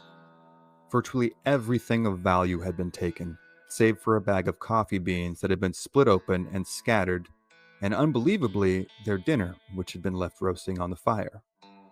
Seeing nothing else to do, the men gathered up the coffee as best they could, ground it between rocks, and brewed up a pot of coffee with a pot that had not been taken. As they gathered around the fire to warm themselves and finally eat, one trapper remarked that he did not want to sit on the ground as it was too cold. So he, according to Rose, grabbed a Blackfoot by the heel and pulled him next to the fire, sat down on him, and ate his dinner. Such was the West. The men would make their way to the Gallatin River and within 2 days had joined up with another expedition, this time with the American Fur Company. And so the lives of the mountain men would go on. And this is but one story from Isaac P. Rose, but the rest of the tales in his book are other stories for other times.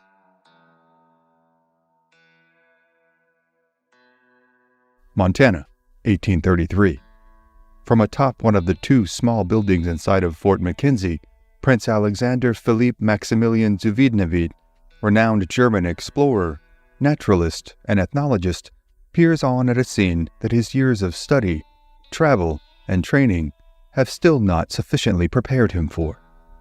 Stretched out before him are hundreds of native warriors, members of the Cree and Assiniboine tribes, replete with their war paint and feathered headdresses.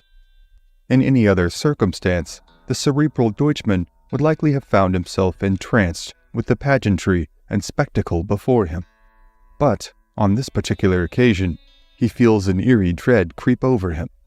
In the quiet still of the oncoming sunrise, the Cree and Assiniboine warriors continue to breach the horizon, pouring towards the fort and, more directly, to the small encampment of Blackfoot men, women, and children camped outside of the fort's walls.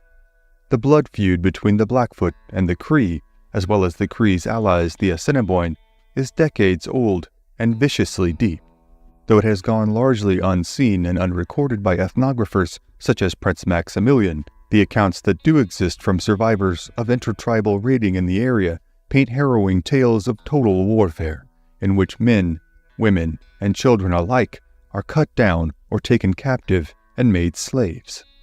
Countless times on the open plains, a camp of unsuspecting natives has been overtaken in a surprise dawn raid by their rivals and subjected to violent torment and death to the point of near eradication.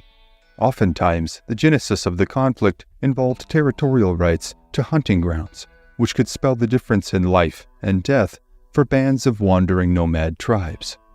Though the exact cause of this most recent rivalry between the tribes is unknown, the ramifications of the ongoing conflict have echoed across the prairie for years. Were it not for its eventual effect on the fur trade, the conflict may have gone entirely unnoticed by the French, English, and American fur traders who deal so closely with the tribes. It had been the fur trade that had driven the establishment of Fort McKenzie, here in what is the present-day state of Montana. American Fur Company merchant David Mitchell had selected this site 6 miles north of the Marias River in hopes of establishing a central locale from which to conduct trade with local tribes.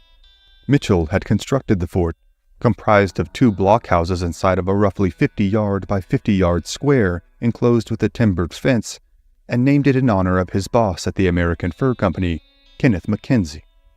Prince Maximilian and his longtime cohort, famed frontier artist Carl Bodmer, a 24-year-old Swiss-French printmaker, etcher, lithographer, zinc engraver, draftsman, painter, illustrator, and hunter, have spent the past few weeks at Fort McKenzie, making observations and illustrations. Bodmer has already built himself a formidable reputation, and has been in the process of building a rapport with the Blackfoot bands who come to trade at the fort, and made camp outside of its walls. Prince Maximilian has also spent considerable time amongst the Blackfoot, building friendships and noting the differences in the several bands of Blackfoot that comprise the larger tribe, as well as its many complex warrior societies. He has, in fact, been the first ethnographer to record these differences, counting there to be 7 men's societies in total, grading by age, with the lowest being the Mosquito Society and the highest being the Bull Society. Other societies included the Bee Society, the Dog Society, the Crow Society, and the Kit Fox Society. Maximilian had also gone to great pains to learn anything of the religion or faith practices of this enigmatic Northern Plains warrior tribe, but in this case his efforts had proven fruitless, much to his frustration. So much so, in fact, that he had made note of it in his journal. Mr. Berger, the interpreter, who was otherwise well acquainted with the Blackfoot Indians, could not give me any information respecting their religious ideas, further than that they worship the sun.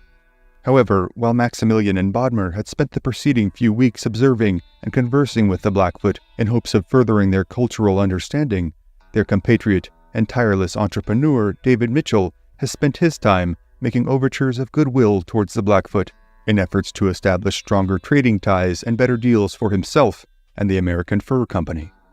He has, thus far, been rather successful, as the Blackfoot rightfully discern his effort to, at least in some part, be in good faith, as he seems to truly care for and about their people, treating them with respect in all of their prior dealings. Now, a breathless Mitchell scrambles to the top of one of the fort's buildings, joining Maximilian and Bodmer for a better vantage point of the scene about to unfold. Initially, all three men are plagued by a sense of foreboding, as it is unclear whether the Cree and Assiniboines' target is the Blackfoot village or the fort. They also share a sense of hopelessness, as their friends and new comrades in the Blackfoot are camped too far away from the fort's walls to enable them to escape the oncoming force of attacking warriors. It is apparent within moments that the attacker's trajectory is directed straight towards the Blackfoot, and that the object of this morning's attack will not necessarily be the raiding of this fort, but the exacting of yet another round of retribution in an ongoing tribal feud. The scene that is about to unfold is one that few white observers have ever been privy to, but the stories of such battles have permeated the local folklore so stringently that the tales of wailing captive slaves, shattered lives, and torture killings are all but ubiquitous here on the northern plains. Now, as nearly all the inhabitants of the fort work to prepare for a residual attack that may still indeed be on its way, most among them lose the internal struggle not to watch the events before them unfold. The Blackfoot, however, do not have the luxury of preparation nor reflection. As the women and children make desperate runs for the fort, and the men prepare to make their defensive stand, riders are sent to the nearby, much larger Blackfoot camp, located 8 to 10 miles up the Marias River. As the Cree and Assiniboines smash into the smaller Blackfoot camp, a vicious battle unfolds. Many of the women and children who have been unable to flee are cut down in their lodges, the victims of Cree and Assiniboine lances and clubs. The Blackfoot warriors, themselves exhausted from a night of celebratory drinking and dancing, put up a brutal defense of their own, and as the roar of gunfire resounds, and the camp is filled with the shrieks of attackers and victims alike, the fight unfolds in a scene of utter chaos and inhumanity. However, the Blackfoot's staunch defense soon bears fruit, as reinforcements from the nearby Blackfoot camp begin to flood into this camp. In another excerpt from his journal, Maximilian himself recalls the scene in his own words. The reinforcements came galloping in groups, from 3 to 20 together, their horses covered with foam from exhaustion, and they themselves in their finest apparel, with all kinds of ornaments and arms, bows and quivers on their backs, guns in their hands, furnished with their medicines, with their feathers on their heads, and a large hood of feathers hanging down behind, the upper part of their bodies partly naked, and carrying shields adorned with feathers and pieces of colored cloth.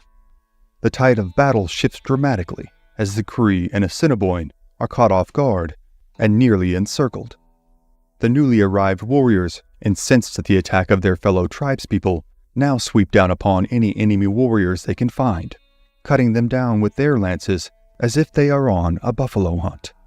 Back at the fort, Mitchell and a number of other trappers and hunters have reached their fill of watching Blackfoot women and children, many of whom they have grown close to and know by name, cut down at the hands of Cree and Assiniboine warriors.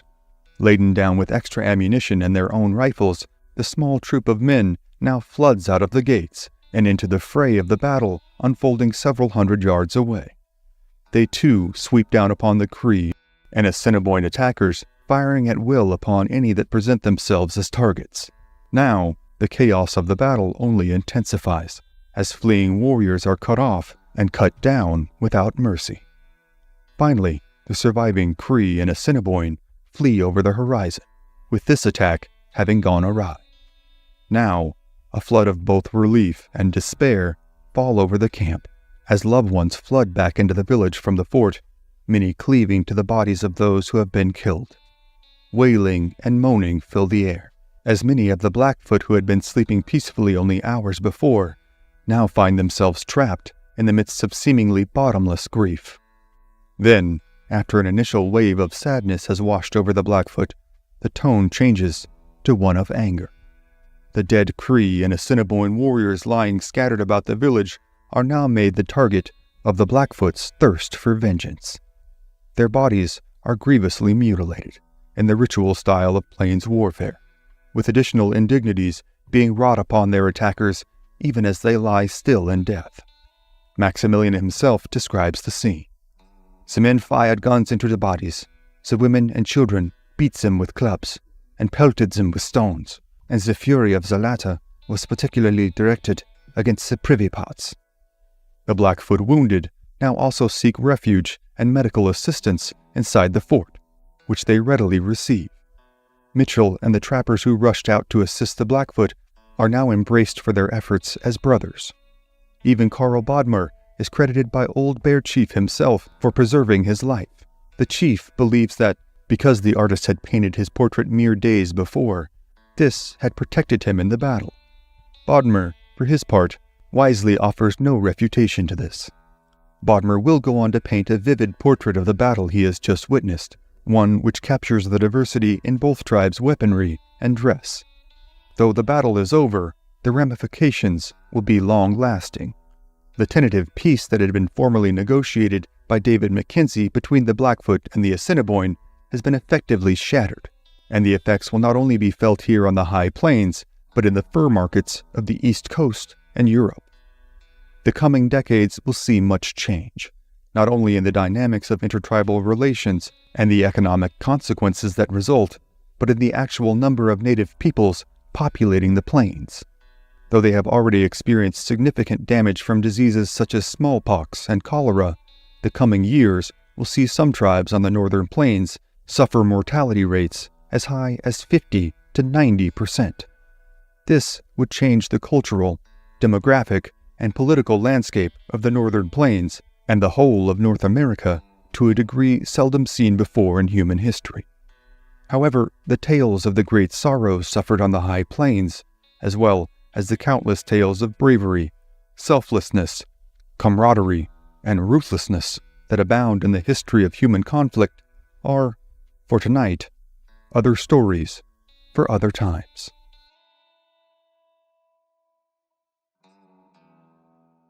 St. Louis, 1834. On a pleasant springtime morning, a group of 60 young men are busy readying themselves to head up the Missouri River. To a man, their goal in the ensuing months is to make as much money as possible. To do this, they have all signed on as hired hands to the fur expedition of one Mr. Wyeth, a Yankee entrepreneur that sought to solidify his own fortune via the accrual and sale of one of the most valuable resources on the North American continent at the time: beaver pelts. The parlors and cafes of such faraway locales as New York City, London, and Paris were full of men sporting one of the most defining fashion developments of the 19th century, the beaver felt top hat. This fashion craze caused the demand for beaver pelts to skyrocket, and many young men to head west with intentions of securing their own fortunes. This group of prospective trappers, now gathered in St. Louis, are mostly in their late teens and early 20s, with many having made their way to the frontier port city from home states such as New York, Pennsylvania, and Ohio. Most were, to say the least, serviceable woodsmen, but few had ever ventured into the territory they were now about to. The nervous tension of youngsters on the brink of great adventure and great danger prevailed amongst them, as they were all too aware of the potential risks and rewards of their new endeavor. In the preceding weeks, as they had waited for the company of Mr. Wyeth to assemble and fully outfit itself, the neophyte frontiersmen had watched as many a keelboat had pulled into St. Louis bearing the fruits of their passengers' labors. Vast quantities of seemingly flawless beaver pelts were unloaded by weary but satisfied trappers returning to sell their wares for profit and finally take their leave from the field. However, along with their encouraging bounties, the returning trappers also brought back with them no short supply of hair-raising stories about their run-ins with the tribes upon whose territories their trade required them to encroach. Oftentimes, trappers and frontiersmen were able to broker peaceable agreements with local tribes, with many becoming adopted into or intermarrying with a number of different tribes like the Crow, the Shoshone, and the Mandan. The Blackfoot, however, had proven perpetually combative and unreceptive to treaty, trade, or coexistence. The Blackfoot as a people are actually composed of 4 closely related bands. These are the Northern Piegan, the Southern Piegan, the Blood or Kaina, and the Siksika, often referred to as the Northern Blackfoot. Their reach by the early 19th century was vast, stretching from northern present-day Alberta, Canada, to southern Montana. They had originally come from the east, being one of the first Algonquin language-speaking tribes to migrate westward in order to hunt the vast herds of buffalo upon the open plains. Up until the early 18th century, they had subsisted by hunting the buffalo on foot. They would burn large swaths of prairie in predetermined locations, knowing the smoke and flames would cause whole herds of the lumbering beasts to panic and stampede, upon which they could be run off of cliffs where they would fall to their deaths. Sometime before 1750, however, the Blackfoot had acquired both horses and firearms, and they had used these new technologies to not only revolutionize their approach to hunting, but their approach to warfare. Now heavily armed and highly mobile, the Blackfoot waged merciless war on their longtime enemies like the Cree, the Crow, and the Kootenai. They saw the trapping expeditions who trapped and skinned the plentiful beavers from their lakes and streams and harvested and fed upon their deer, elk, and bear as no more than bald-faced intruders, deserving of neither merit nor mercy.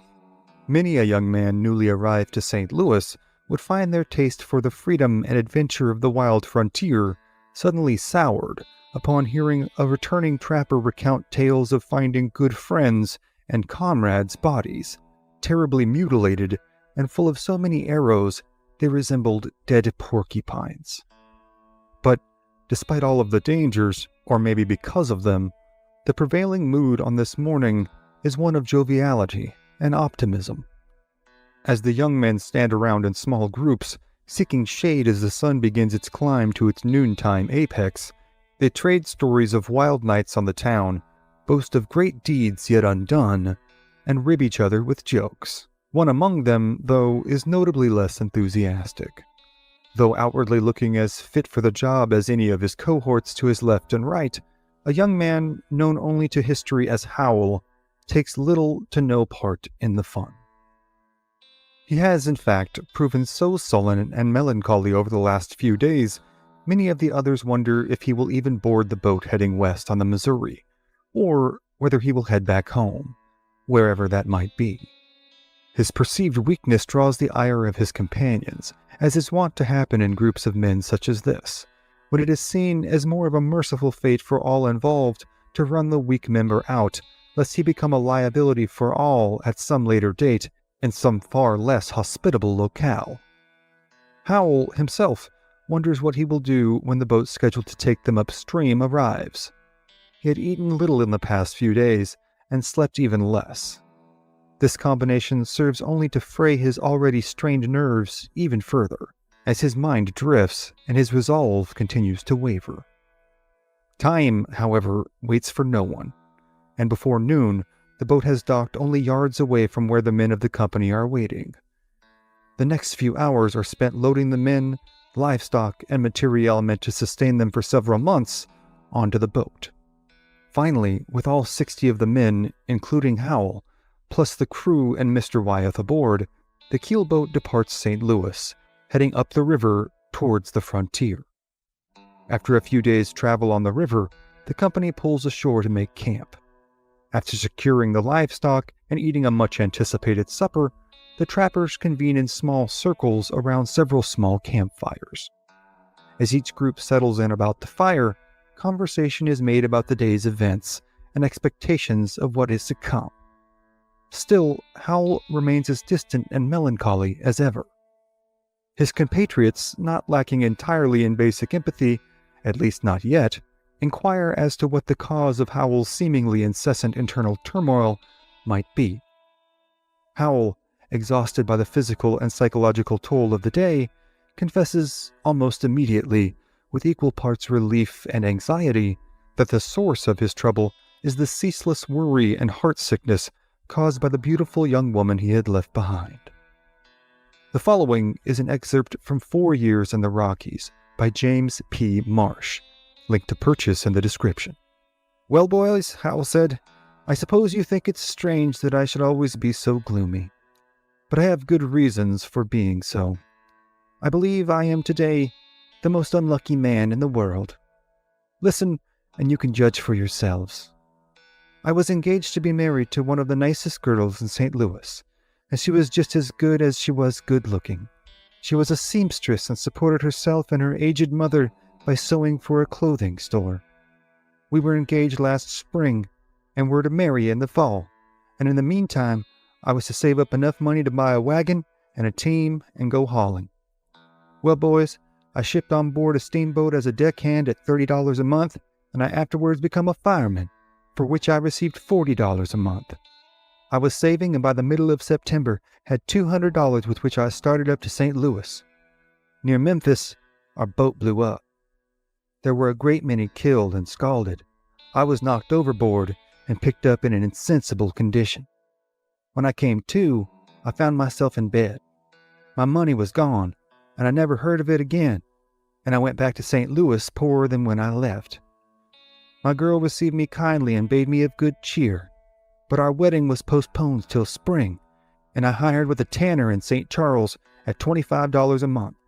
I understood the business and made a good deal by working extra time, and by February I had $100 extra saved, which I left in the hands of my employer.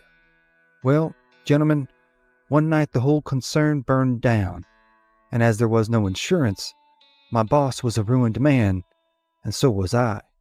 And having now lost all heart, contrary to the wishes of my girl, I joined Wyeth's company, and here I am." "Yes, and you have me to thank for it," chided a man in the company known only as Smith, whom Mr. Wyeth had bailed out of jail with a promise to the local sheriff that his employment would prevent any further rabble-rousing in his town. Smith, a callous and uncaring man by all accounts, then recalled in front of all at the campfire how Howell had attempted to take his traps and desert when the boat had docked briefly in St. Charles. Just before reaching St. Charles, Howell had concluded that he would not, or could not, continue on the trip and determined to head back to St. Louis. He had quietly gathered his traps and, in a moment when all of the rest of the crew were busy on board or engaged elsewhere, attempted to slip off the boat and into the small crowd, leaving no one the wiser as to his whereabouts. However, Smith had spotted Howell packing his things and knew the obvious cause was that of his great anxiety to return to his bride-to-be. Disgusted, Smith berated Howell with insults, telling him not to be such a love-sick baby and to remember the agreement that he had made with the company, one which he was honor-bound as a man to uphold. For a few minutes, Smith and Howell argued in hushed tones, with each becoming more vehement in their position. Finally, just as the boat began to pull away from the shore, Howell jumped off the vessel and onto the shore, determined to make his escape. Smith demanded the keelboat pilot return the vessel to the banks of the river so that he might retrieve Powell. At first, the pilot refused, but he was quickly persuaded when Smith pulled out a revolver and stuck it against the pilot's head. Smith demanded the boat be brought to shore immediately, or he would dispatch the pilot right here and now. As the boat pulled close enough to shore, Smith jumped off, promptly walked up to Howell, grabbed him by the arm, and forcibly dragged him back to the boat, all while verbally shaming him for his lapse in manly virtue. Devastated and terrified, Howell now saw that his fate was sealed, and ever since, he had spent every night tossing and turning at the prospect that he might now never see his beloved again. Now, as the flickering campfire illuminated Howell's forlorn and desperate expression, one of the few older men in the company, a man named Green, seeking to show at least some measure of commiseration with the poor young man, smiles knowingly and reaches into his pocket, from which he procures a piece of hammered gold, again quoting from 4 Years in the Rockies. "Do you see that, boys?" said Green. "That's what started me for the Rockies. That was once an engagement ring. Yes, boys, it's a fact. I was once engaged to be married, and the gal was pretty as a peach and spry as a bird, and she thought a heap of me, she did. But I, like a darned fool, got on a bender for 3 or 4 days, and when she heert on it, she sent me back this ring. Well, boys, I took it and hammered out the way you see it now. Wyeth was just getting up his company at that time, and so I joined. Another trapper by the name of Rube, now moved by the other stories and seeking to both share in his cohort's burden and relieve himself of his own, spontaneously chimes in with his own story. See here, boys, you seem to all be in for telling what started you to the Rockies. Now, what do you suppose started me? Now, you can believe it or believe it not, just as you please, but, honest Injun, it were a cussed old mule. Though, mind you, there were a gal involved, too. You may talk about your pretty gals and your spry gals, there weren't a patchin' in Selina Perkins. She weighed 160 pounds and had a face on her round like a full moon. She was a rouser, she was. Well, we were engaged to be married, and I were to run her daddy's farm, which were about 9 miles from St. Louis. This day afore the wedding, I went into town to buy a critter and fell in with some of my old pards, who were out of the Rockies with me the year before. Well, I began to feel like taking another trip, but I couldn't see how this thing was to be did. There were the gal, and the wedding were to come off the next night, so I thought I'd take a night to consider on it. The next morning I bought a mule I had been looking at the day before, and after running around with the boys all day, towards night I started for home. And would you believe it, I hadn't made up my mind whether to marry or to start for the Rockies. The company would be off the next morning, and as I rid along on the mule I kept studying, but I couldn't come to no conclusion. About 8 miles from St. Louis, the roads forked. One road led to my gals and t'other to town. Just afore I reached the forks, a happy idea struck me. By thunder, says I'll leave it to the mule. If she takes the right-handed road, it's Mary. If she takes the left, it's the Rockies. So I dropped her bridle into her neck, stuck my hands into my pockets, and said, "Go it, Betts," for that were her name. Well, boys, she took the left, and here I am. I writ Selina a letter telling her to hold on faithful for 2 years. I'd be on then with pockets full of dollars, and we'd hitch for sure and certain without fail. For a brief moment, the all too rare compassion of his fellow trappers gives Howell a much-needed measure of relief. He realizes he is not alone in his suffering, and he is with friends. Howell takes heart in this, thinking maybe things are not so bad after all. He sleeps peacefully for the first time in many days. Then, the next morning, the call goes out to load up, for the company is taking the boat to its final point, as far into the frontier as they can be taken with some relative measure of safety. Now a cold chill goes down Howell's spine, as he is reminded that they are headed into dangerous territory, ruled over by dangerous tribes who had no interest in extending compassion of any kind. The Blackfoot do not care about Howell's homesickness, nor his heartache, nor that of any of his cohorts. They do not care why these men have come to their lands, only that they are here, and that they are trespassing. However, despite the hazards of their endeavor, there is still much work for the trappers to do. The company departs the relative safety of the Missouri River and makes their way onto the prairies and foothills. For weeks, they work from stream to stream, river to river, going out in small groups in the early morning to set traps and returning to check on them periodically throughout the next few days. Though many meet with initial success, they are also quickly fatigued by the incessant danger and intermittent attacks of the Blackfoot.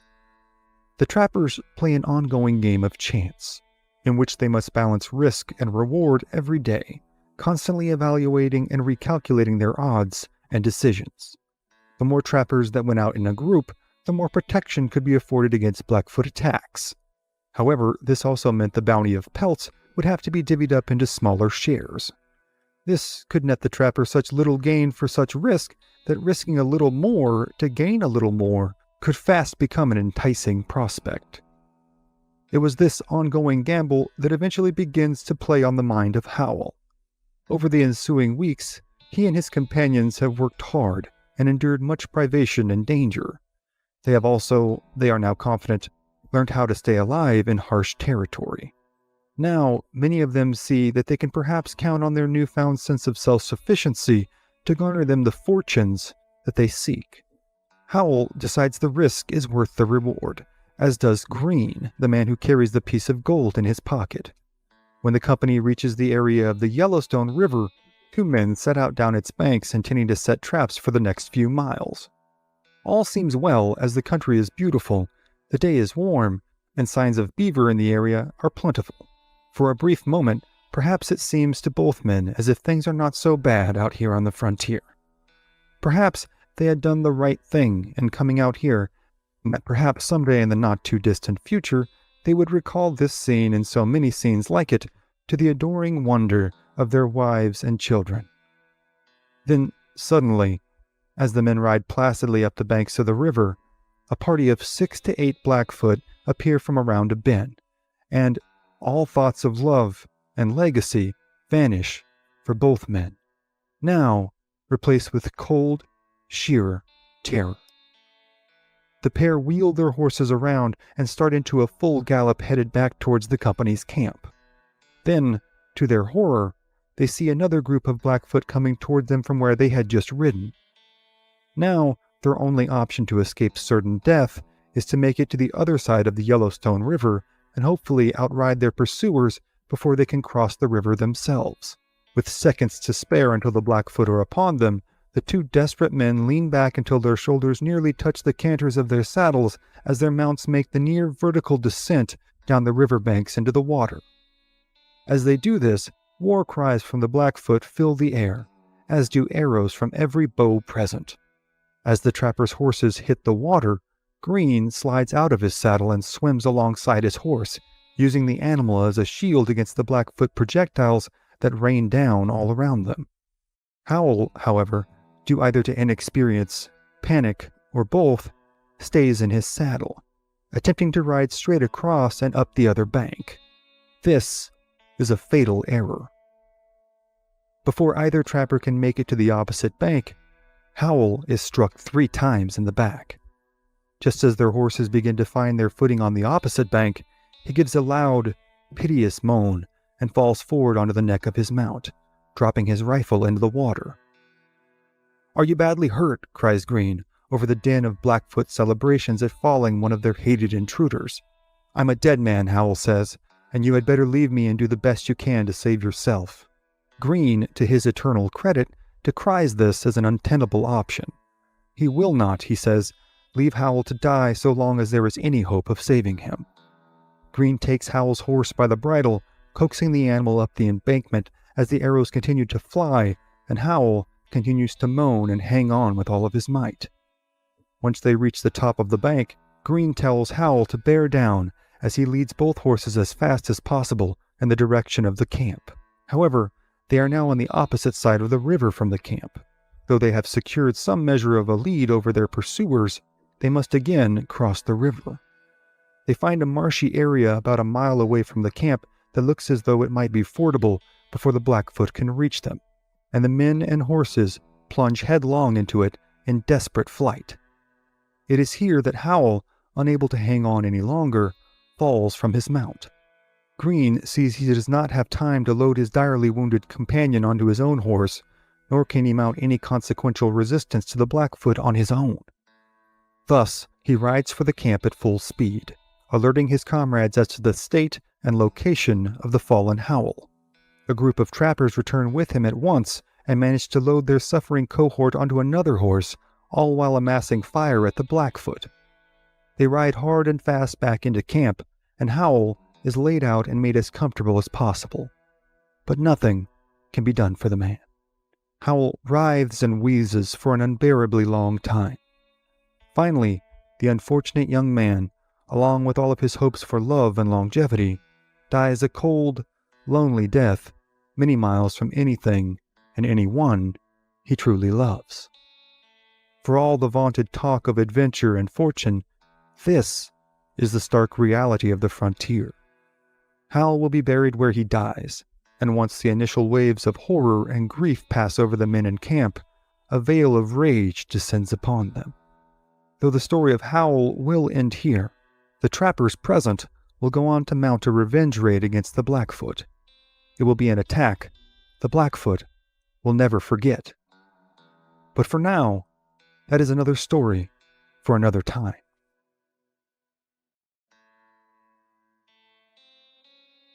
May 1810. At their campsite on the shores of the Jefferson River, in what is today the state of Montana, a group of fur trappers readied themselves for their day's work of setting and checking traps. These men were among the first to venture into this territory, whose unrivaled beauty and bounty were constantly juxtaposed with the very real and very mortal threat of hostile tribes. They had come to this place so far away from their homes and families, which were, for many of them, hundreds or even thousands of miles away. Their universally shared goal was to acquire personal fortunes via trapping beaver and use the money to improve their and their families' stations in life. However, this is where a large part of the uniformity of the mountain man's experience ends. Trade, marriages, children, and cultural mixing resulted in a complex milieu of intercultural and intertribal relationships. Pragmatism was the order of the day, and economics the driving factor. The mountain men were traders and trappers, not settlers, and thus were not usually permanent residents of the lands that they traveled and worked. Many became deeply loyal to the tribes they were adopted into, and a sizable portion of their ranks included mixed-race individuals who were the products of marriages between white settlers and the indigenous local tribes. Perhaps none among this crew of trappers was as representative of the cultural coalescence that was all too common on the frontier, more so than the 36-year-old George Drouillard. Born in 1773 in what is present-day Old Sandwich Town, Windsor, Ontario, to a French-Canadian father and a Shawnee mother, Drouillard grew up on the frontier, learning the skills required of any good woodsman, from tracking to hunting and fishing and map-making.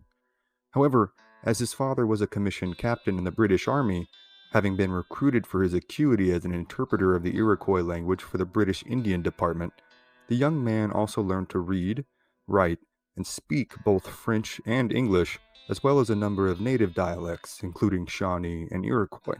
He also became proficient in the common sign language, ubiquitous, at least in some form or fashion, amongst the North American tribes.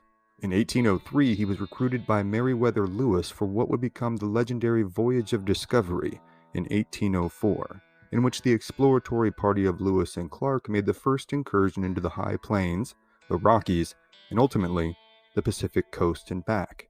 Drouillard had solidified his place in frontier lore with his participation in the expedition, and was viewed by many of the more neophyte trappers among this group with a sense of awe. He claimed that, being as he was half native, he was as at home in the wilderness as any native in the territory, and thus, in fact, quite safe to roam about freely. However, even the rawest of the rookie trappers among them assumed Drouillard meant this, at least in part, as a tongue-in-cheek claim. For all among them were still painfully, palpably aware that they were still intruders in foreign lands. Their mere presence in tribal lands, uninvited and without permission, meant that they were subject to all the dangers that might entail, including a violent death at the hands of tribes like the Cheyenne, the Arikara, the Comanche, and most prevalent and prominent in this area, the Blackfoot. The Blackfoot had long held martial sway over their northern plains brethren, being a warrior society whose existence hinged on the possession of the best available hunting grounds. They had proven nearly universally combative to all trespassers thus far, and there was no reason to think that they had changed tact. However, these dangers had been assumed by all in the party before they had headed out on the frontier in the first place. All present that brisk morning, as the men gnawed down quick, cold breakfasts of jerky and pemmican, had decided that the risks of life as a trapper were still worth the potential rewards. They were all here to make money, and that was not often a proposition that could be accomplished without substantial risk. But, as with all prudent businessmen, assumed risk did not mean foolhardiness. Every morning in camp began with the men checking the proposed territory for the day with the officer in charge, then checking out the necessary gear from the quartermaster, all of which had to be meticulously recorded to be later scoured over by the accountants from their fur company financiers. Then, usually before dawn, the men would depart camps in groups of 4. Each group would work their way up and down tributaries of whatever major river they were on, with 2 of them setting traps and keeping a watch out for attacks and hostile tribes. In general, this system provided enough security to keep the vast majority of the trappers alive. However, it did not often make them wealthy. This approach meant that the profit from every pelt collected by the group would have to be split 4 ways, in addition to the fur trading companies taking their piece of the proverbial pie. And so, while the physical security was most assuredly greatly appreciated, many found the practice financially stultifying and more than a little frustrating. Among these was George Drouillard. With all his knowledge, experience, and what he believed to be the inherent omniscience provided by his bloodline, Drouillard believed this practice was not only unnecessary, but an unacceptable financial drain on a trapper of his caliber. Drouillard objected so strongly, in fact, that he had begun operating in open defiance of the established best practice of trapping in groups. For several days prior to this, he had finished his breakfast, mounted his horse, and deftly slipped off over the hills, alone but for his single-shot rifle, pistol, and tomahawk. To all present, this seemed to be, at least in some measure, a suicidal act. Those among them who have been so unlucky to find the bodies of their comrades terribly mutilated and brutally killed could not fathom how Drouillard had rendered himself so secure in what seemed to be a mortally dangerous delusion. Again and again the veterans among them would beseech Drouillard not to go out alone. But, much to their dismay, Drouillard had not only gone out alone, but returned each day with a sizable harvest of beaver pelts. This not only increased his potential income, it exponentiated it. Other than the fur trading company's cut, Drouillard would be pocketing 100% of the profit from each pelt, as opposed to the 25% the rest of his cohorts were used to. In very short order, Drouillard had decided that giving up the level of profit increase for a measure of security that he found unnecessary was at once a wholly unacceptable proposition. And so, on this day, as his cohorts made their way up and downstream to begin their day's labor, George Drouillard again bade them a jovial farewell and headed off over the hills alone.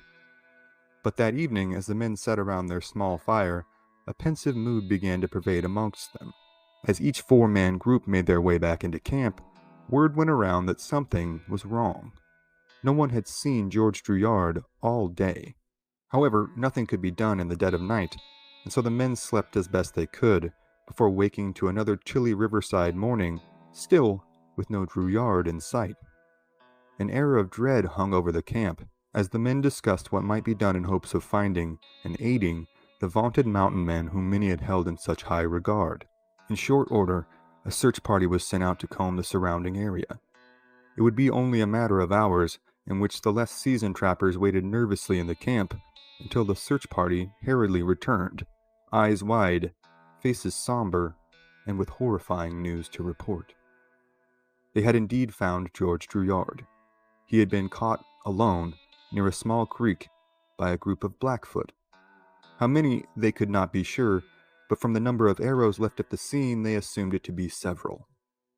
To the best of the search party's estimation, Drouillard had mounted his horse and ridden in small, feverish circles, firing off his rifle and then pistol as he whirled. He had then fought with knife and tomahawk, and from the amount of blood on the egress trail of the Blackfoot, had at least grievously wounded a few.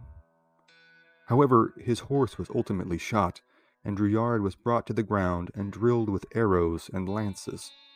One can only imagine his regret as he spent his last moments writhing on the ground in territory he had been only moments before so safe and at home in. Once he was dead, or perhaps as he died, as was often the case in plains raiding and warfare, Drouillard was disemboweled, and his entrails scattered about the area. His hands and feet were then cut off, and he was ultimately beheaded. His head was never found. Terrified at both the ghastly sight before them and the very real prospect of the same being wrought upon them, the search party hurriedly buried the legendary frontiersman in a shallow grave before making their way back to camp. The death of George Drouillard was a pivotal moment in the history of the American mountain man. It illustrated that even the most vaunted and venerable amongst them was as vulnerable to the hand of fate as their neophyte brethren. Few mountain men would ever venture out alone again. But though the story of George Drouillard does end here, the story of the mountain men and the tribes they interacted with, both peaceably and otherwise, is replete with countless stories such as this one. But for now, those are other stories for other times. Montana, 1836. In the middle of the night, in the dead of winter, a fur trapper named Isaac P. Rose shakes himself free from the warmth of the buffalo robe he has been sleeping in and rises to his feet. In a daze, the man wanders into the freezing, ominous darkness of the woods that surround him and his companion's small campsite. He trudges to a spot a few dozen yards away, feeling inexplicably drawn to a small clearing just beyond the tree line. As he comes into view of the clearing, he is shocked to see the hulking figure of a lone grizzly bear. For the veteran mountain man, the sight of a grizzly here in the wilds near Clark's Fork on the Yellowstone River is not at all unusual. However, this grizzly is standing on its hind legs, nearly 8 feet tall, and staring intently at the bewildered man. Locking eyes with Rose, the bear walks up to the man, striding in an eerily human-like gait, and speaks. He tells Rose, in a deep, steady voice, to shake his hand. Rose, more confused than afraid, offers the hulking beast his left hand. The bear refuses to take it.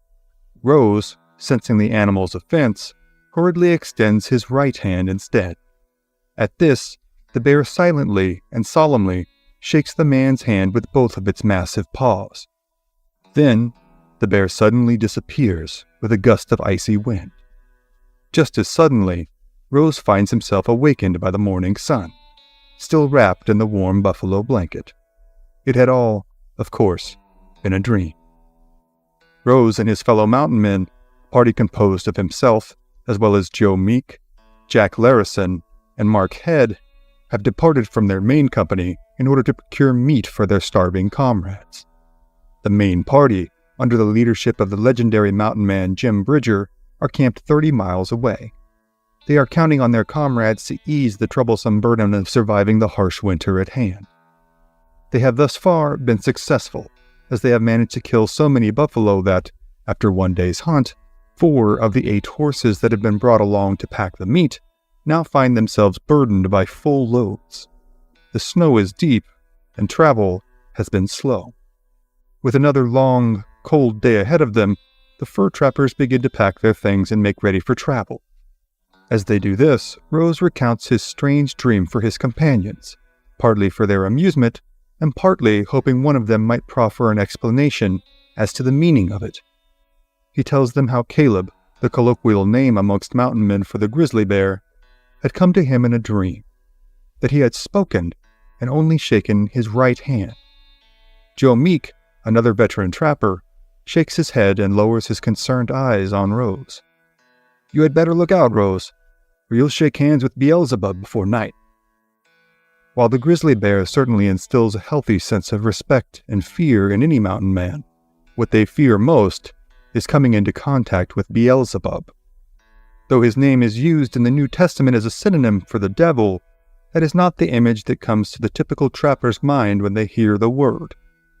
For these men, the most fearful entity that they might encounter here in the wilds thousands of miles from their places of birth is not the grizzly, nor is it the venomous snakes, buffalo stampedes, wolves, mountain lions, flash floods, avalanches, or wildfires. For the mountain men, their greatest fear is the Blackfoot. The Blackfoot, or Siksika, had originated in the northeast, near the area between the modern-day state of Maine and Canada. They would eventually make their way to the Great Lakes region, and then even further west onto the expanses of the Great Plains of present-day Alberta, Canada, and the state of Montana. They had subsisted in these unforgiving environs for centuries as foot-bound hunters. Before the introduction of the horse into the Blackfoot culture in the 18th century, they had survived by chasing bison herds off of cliffs, gathering at the bottom to butcher the animals. Their cultural transformation to a horse-based people who hunted, conducted warfare, and traveled on horseback was delayed far longer than the tribes further to the south. This was due more to geography than anything else, as the Blackfoot's northerly location placed them farther away from the large populations of horses found in Mexico and Texas. But, however delayed their transformation might have been, it has also been incredibly rapid and incredibly consequential on the northern plains. The Blackfoot had quickly mastered hunting and fighting from atop charging mounts and had proven the most formidable power in the area for decades by the time Isaac Rose and his comrades sauntered into their territory in the 1830s. During the winter months, which could amount to more than half the year in these northernmost reaches of the Great Plains, the Blackfoot would set up their villages in the wooded river valleys. On the rare occasion that they ventured out from these quarters, it was generally to partake in the same practice that Rose and his companions were partaking in.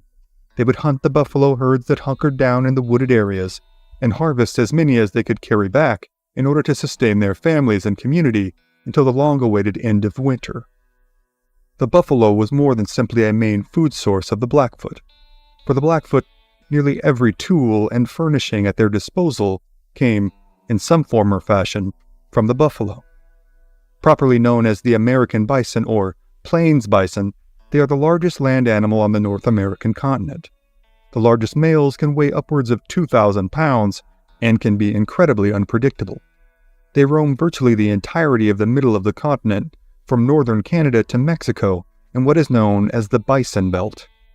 At their peak, most experts estimate their population to range from 30 to 50 million, with some estimates being as high as 75 million. Their thick hides provide the material with which the Blackfoot and other plains tribes construct their teepees. Their bones, hooves, and horns are used to construct tools and cooking utensils.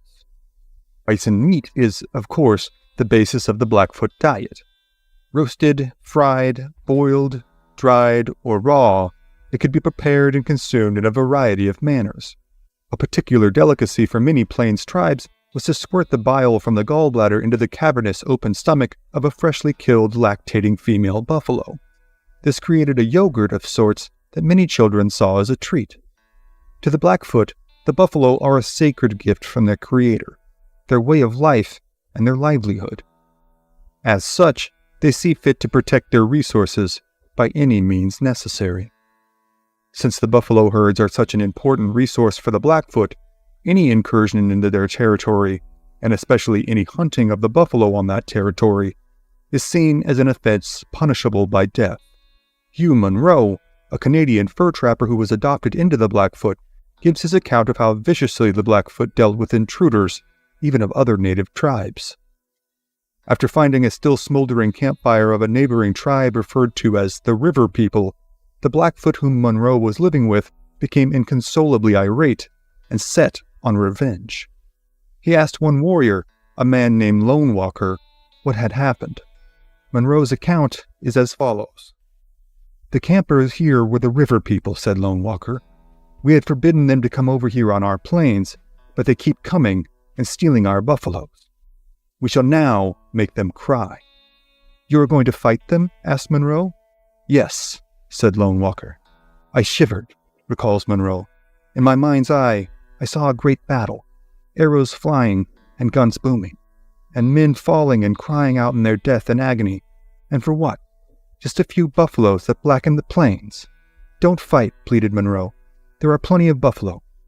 Let the River People go in peace with what they have killed." "But," the Canadian recalled, "he gave me no answer other than a grim smile, and rode out to meet the head of the Blackfoot column." In the ensuing fight, the Blackfoot would kill 7 of the River People's warriors as their women and children fled in desperate panic. All 7 would be scalped and otherwise mutilated as both punishment and warning. Afterwards, a great celebration would be held. The fur trappers are well aware of the danger their venture has placed them in. However, they are also aware that the buffalo meat they return to their company with could quite literally be the difference between a relatively comfortable winter and possibly starving to death in the middle of nowhere. And so, for the time being, they are not dissuaded from their job at hand. The 4 men continue on with their day, spending it much the same as they had the day before. Rose, The most reliable shot would fall a buffalo, and then they would all set into quartering and packing the meat. However, after seeing several hundred of the animals, they have proven so unusually skittish that Rose could not get close enough for a good shot. This suspicious behavior spells only one sure thing, according to the mountain man's instincts, that the Blackfoot are nearby. The trappers agree that the best course of action is to return to camp with the buffalo meat they have been able to procure so far. They head southeast through rolling hills. As the men ride, conversation is kept to a minimum, and their eyes continually scan the landscape around them. They are well aware that being caught with a bounty of buffalo meat will likely spell a torturous end at the hands of the Blackfoot. This end could certainly come via a variety of tortures routinely employed by almost all Plains tribes. These include being staked out in the summer sun, burned under red-hot coals, or quite literally being carved to pieces as their torturers, along with the women and children, laugh at and chide them. But a hard death could also, as Isaac Rose and company had found out only a few weeks earlier, be suffered even after escaping from a Blackfoot attack. A Delaware tribesman named Manhead, who had been traveling with the fur company, had been out hunting with Rose when the pair were suddenly attacked by a small group of Blackfoot warriors. Rose and Manhead had managed to make it back to camp, with Manhead suffering only a flesh wound from a bullet in his calf. But as they reached camp, Manhead informed Rose that he had been hit with a dreaded poison bullet, and his demise was all but certain. Over the succeeding hours, the unfortunate Delaware would suffer an agonizing death. In his biographical work on Isaac Rose titled 4 Years in the Rockies, author James B. Marsh addresses the reader directly and how these poison bullets were made. Perhaps our readers may not be aware of the method resorted to by the Indians in poisoning their bullets. It is done this way. A small piece of buffalo meat is placed on the end of a forked stick, and a rattlesnake is induced to strike his fangs into it. This poisoned meat is then dried, pounded into a powder, and placed in a small bag. When the Indian intends to use one of these poisoned bullets, he first puts it in his mouth and chews it for some time, then dips it into the bag, and the slightest wounds from one of these bullets can cause death. As the trappers try to push these fears from their minds and focus on the task at hand, they feel an inexorable tension as the undulating terrain provides ample cover for a Blackfoot ambush. All they can hope for now is to make it back to their company's main camp and the comparative safety and numbers it provides. After a few hours of riding, it seems as though they might actually make it. Then, just as they are about to reach a small ravine, a party of 8 Blackfoot spring up, screaming their defiant, powerful war cries. The lead Blackfoot warrior is scarcely 10 feet from Rose when the attack begins. Rose, in the lead, wheels his horse and is now the closest target for the Blackfoot to attack. Almost as suddenly as he can turn his horse to flee, the air is filled with the roar of gunfire, and Blackfoot musket balls whiz all around him. One of the balls passes through his cap, while another rips across his chest, leaving a jagged but shallow cut across his skin and cutting the strings of his shot pouch, causing the critical piece of weaponry to fall to the ground. Another ball passes through the wrist of his buckskin glove, again miraculously only causing minor superficial damage to his wrist. Rose's most grievous wound comes when one of the lead balls smashes into his right elbow. The ball enters just above the joint and exits through the forearm, rendering the limb all but useless for the time being. The Blackfoot warrior nearest Rose, seeing he is now incapacitated, rides forward to finish the attack. The warrior attempts to grab Rose's horse by its bridle with one hand while attempting to shove Rose from the animal. Rose uses his severely injured right hand to hang on to the reins while he repeatedly strikes the Blackfoot warrior in the face with his riding whip. As he does this, Rose's horse panics and lurches away from the Blackfoot, taking off in a dead run in the direction of the other trappers. This is a fortuitous break for Rose. However, as the horse wheels around to make their escape, Rose's rifle falls from his lap. Rose realizes he is severely wounded, and now without any means of defense save for his hunting knife and tomahawk. His only hope is to hang on as his horse makes a mad dash away from the Blackfoot. He urges the animal onward, doing all he can to hang on to the reins with his one working arm. Looking behind him, he sees the Blackfoot warrior closest in pursuit stop to pick up Rose's valuable rifle from the ground, fumbling with the rifle's leather scabbard.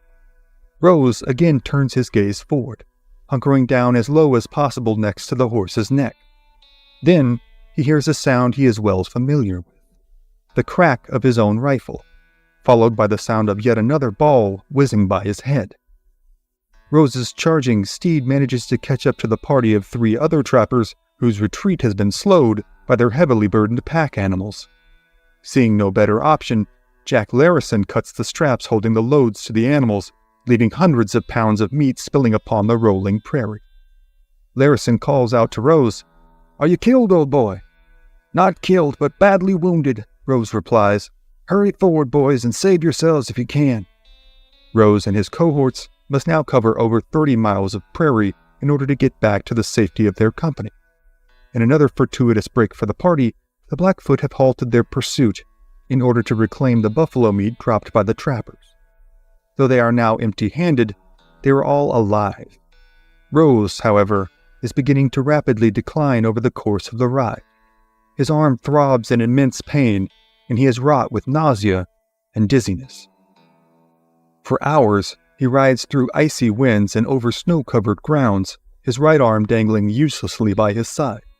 It is soon apparent that at least one of his wounds is the result of a poisoned bullet. As the 4 trappers finally reach camp, it is readily apparent to all that Rose is on the verge of death. He is pulled off of his horse and carried into a tent, where Jim Bridger and a Delaware medicine man examine him. Both concur that he is the victim of a poisoned bullet, and has likely only survived this long due to the blood loss he had incurred during his ride. Over the next few days, Rose lies in the tent battling for his life against the effects of the poison and blood loss. His arm swells to a nearly unrecognizable mass, causing fissures in the skin at the shoulder. His nervous system becomes, in his own later words, fearfully disorganized, and even the slightest noise, light, or motion causes him great distress. His fellow trappers do all within their power to care for him, though little can be done other than keeping the wound clean and letting the man sleep as best he can. Most of his friends fear, if not outright assume, he will not survive long. However, after about a week, the wound has begun to heal. Soon, Rose is able to eat and walk, and within weeks, he will be back to work, hunting and trapping. However, Rose will scarcely have regained the ability to hold down food by the time an injured scout limps into camp, seemingly in a full-frothed panic. The scout, a Mexican man known as Masayeno, has been shot in the ankle, though thankfully not by a poisoned bullet, and had only escaped certain death at the hands of a roving band of Blackfoot by hurling himself off of a steep cliff which they were not willing to follow him down. Masayeno reports that the Blackfoot are coalescing in a winter camp on the Yellowstone River, 4 miles south of the trappers' location. The village is nearly 1,000 lodges strong, he says, and when they discover the trappers' location, the trappers will surely be wiped out. And so, the fight for the frontier will continue. Bridger will order his men to construct a makeshift fort, and the men will hunker down for what will be one of the most brutal encounters between native tribes and mountain men in the history of the Old West. But for tonight, the accounts of that battle, as well as the countless other tales of conflict and coexistence between tribespeople and trappers, are other stories for other times.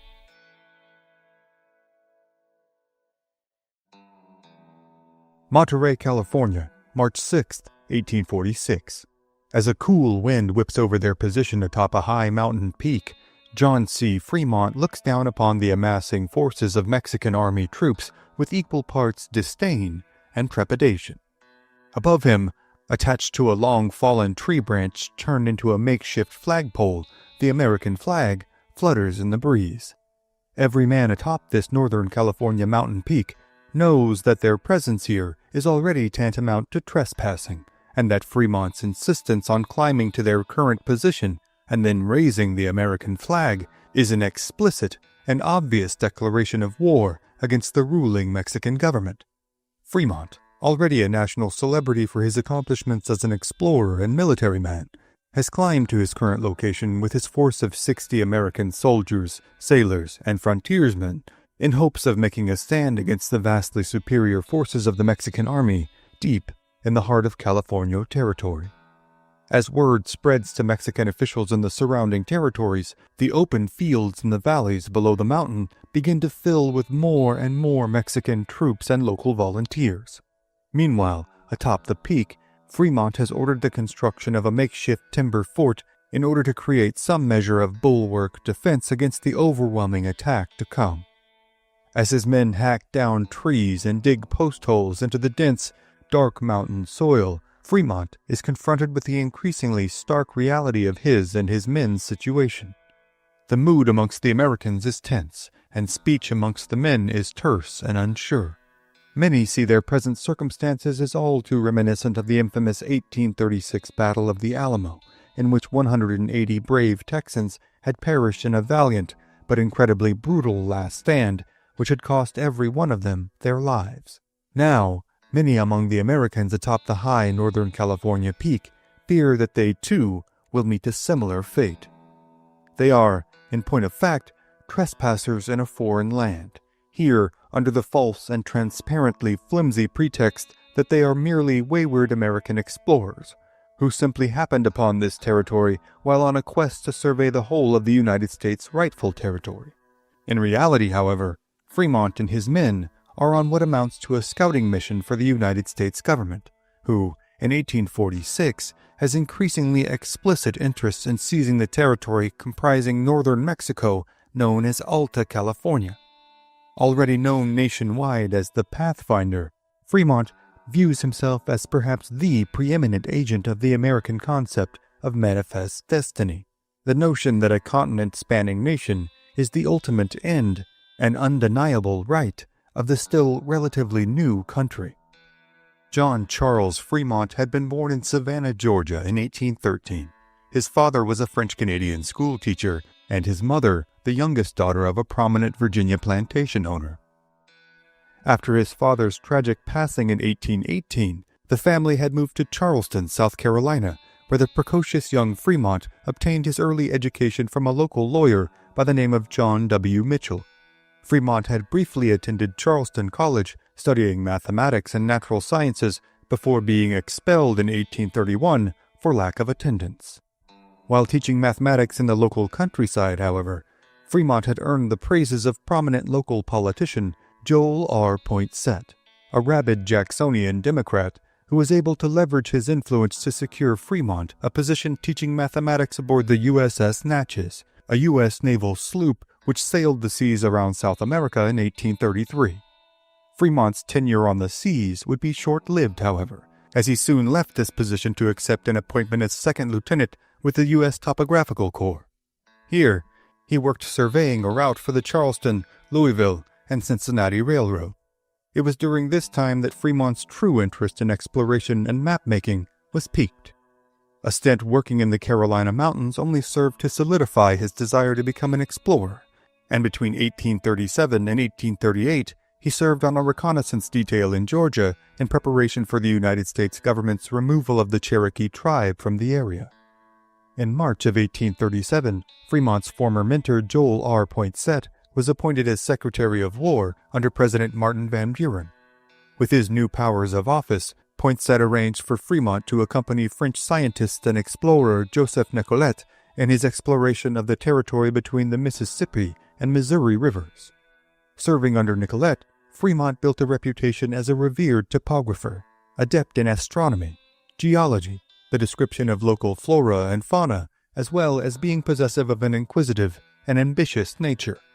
In 1841, he married Jessie Benton, the daughter of Thomas Hart Benton, a Missouri politician and chairman of the Senate Committee on Military Affairs.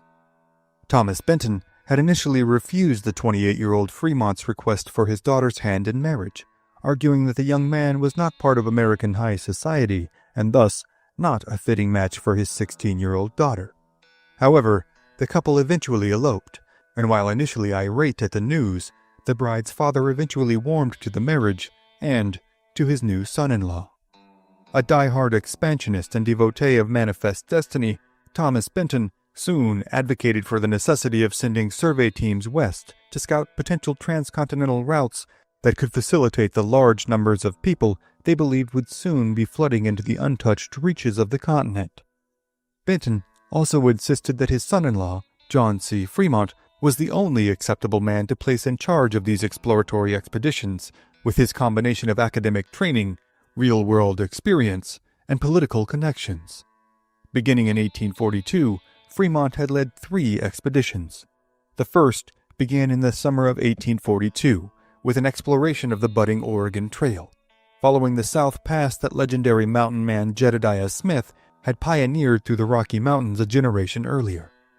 They returned to Washington in October, and both John and Jesse Fremont soon rose to national renown with their published account of Fremont's expedition, entitled A Report of the Exploring Expedition to the Rocky Mountains, which became a nationwide success virtually overnight, stirring the restless imaginations of countless readers with its accounts of the Rocky Mountains, the Great Plains, and the various peoples, plants, and animals that inhabited the area.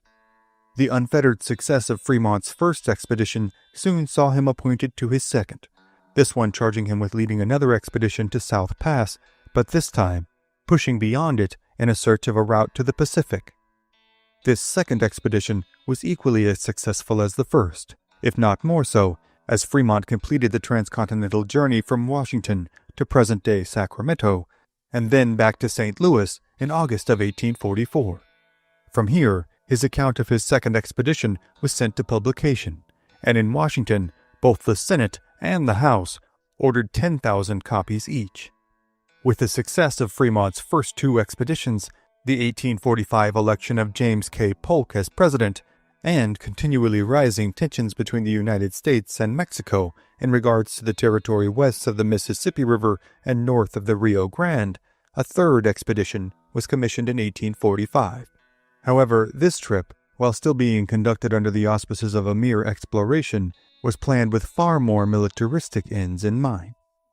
Fremont was again placed in charge, and this time specifically commissioned by the War Department to survey the central ranges of the Rocky Mountains, the Great Salt Lake Basin, and the central ranges of the Sierra Nevada Range, with the end goal of ascertaining the strength of the Mexican military in these areas, mapping and recording potential routes of ingress and egress for American military forces, and to determine the loyalty of the local citizenries to the Mexican government. This third expedition had struck out from St. Louis on June 1st of 1845. They traveled west, passing through Bent's Fort and by the Great Salt Lake. When the party reached the Ogden River, today known as the Humboldt River, Fremont divided the men into 2 groups in hopes of doubling his effectiveness in surveillance by covering more ground in more directions. With 16 men, Fremont had arrived at Sutter's Fort, near present-day Sacramento, on December 9th, 1845. Here, he did his utmost to incite an air of patriotic fervor amongst the American expatriates who now called the area home. In the preceding decades, many of the peoples who called Northern California home had built a growing resentment towards the Mexican government, who tended to treat the citizens of Alta California as dismissible inhabitants of an expansive, wild, and altogether unknowable territory that merited little, if any, attention from officials whose constituents and concerns were situated almost entirely around the capital of Mexico City and its surrounding areas. Little in the way of formal official backing, Fremont had promised the aggrieved inhabitants of Sutter's Fort and the surrounding areas that, should they muster a rebellion against their oppressors in the Mexican government, he would ensure they had the full backing and support of the United States government. From Sutter's Fort, Fremont and his small party made their way west to the coastal town of Monterey, where Fremont met with American Consulate Thomas O. Larkin and the official Mexican Comandante, Jose Castro. Here, Fremont managed to simultaneously request replenishments of his supplies, while all the while surreptitiously continuing to survey the area for offensive strengths, defensive vulnerabilities, and local morale. By February of 1846, the party of 45 men who had separated from the original group to survey further north had reunited with Fremont and his group of 16 men at Mission San Jose, just north of Monterey. But the increased size of Fremont's contingent of Americans, as well as the duration of their stay, soon drew the suspicion of Comandante Jose Castro, who eventually ordered that Fremont and his men exit the whole of the Alta California territory. But, rather than acquiesce to the lawful order, Fremont had decided that he and his men would make their stand here, and lay claim to American soil that Fremont believed to be rightfully and providentially theirs.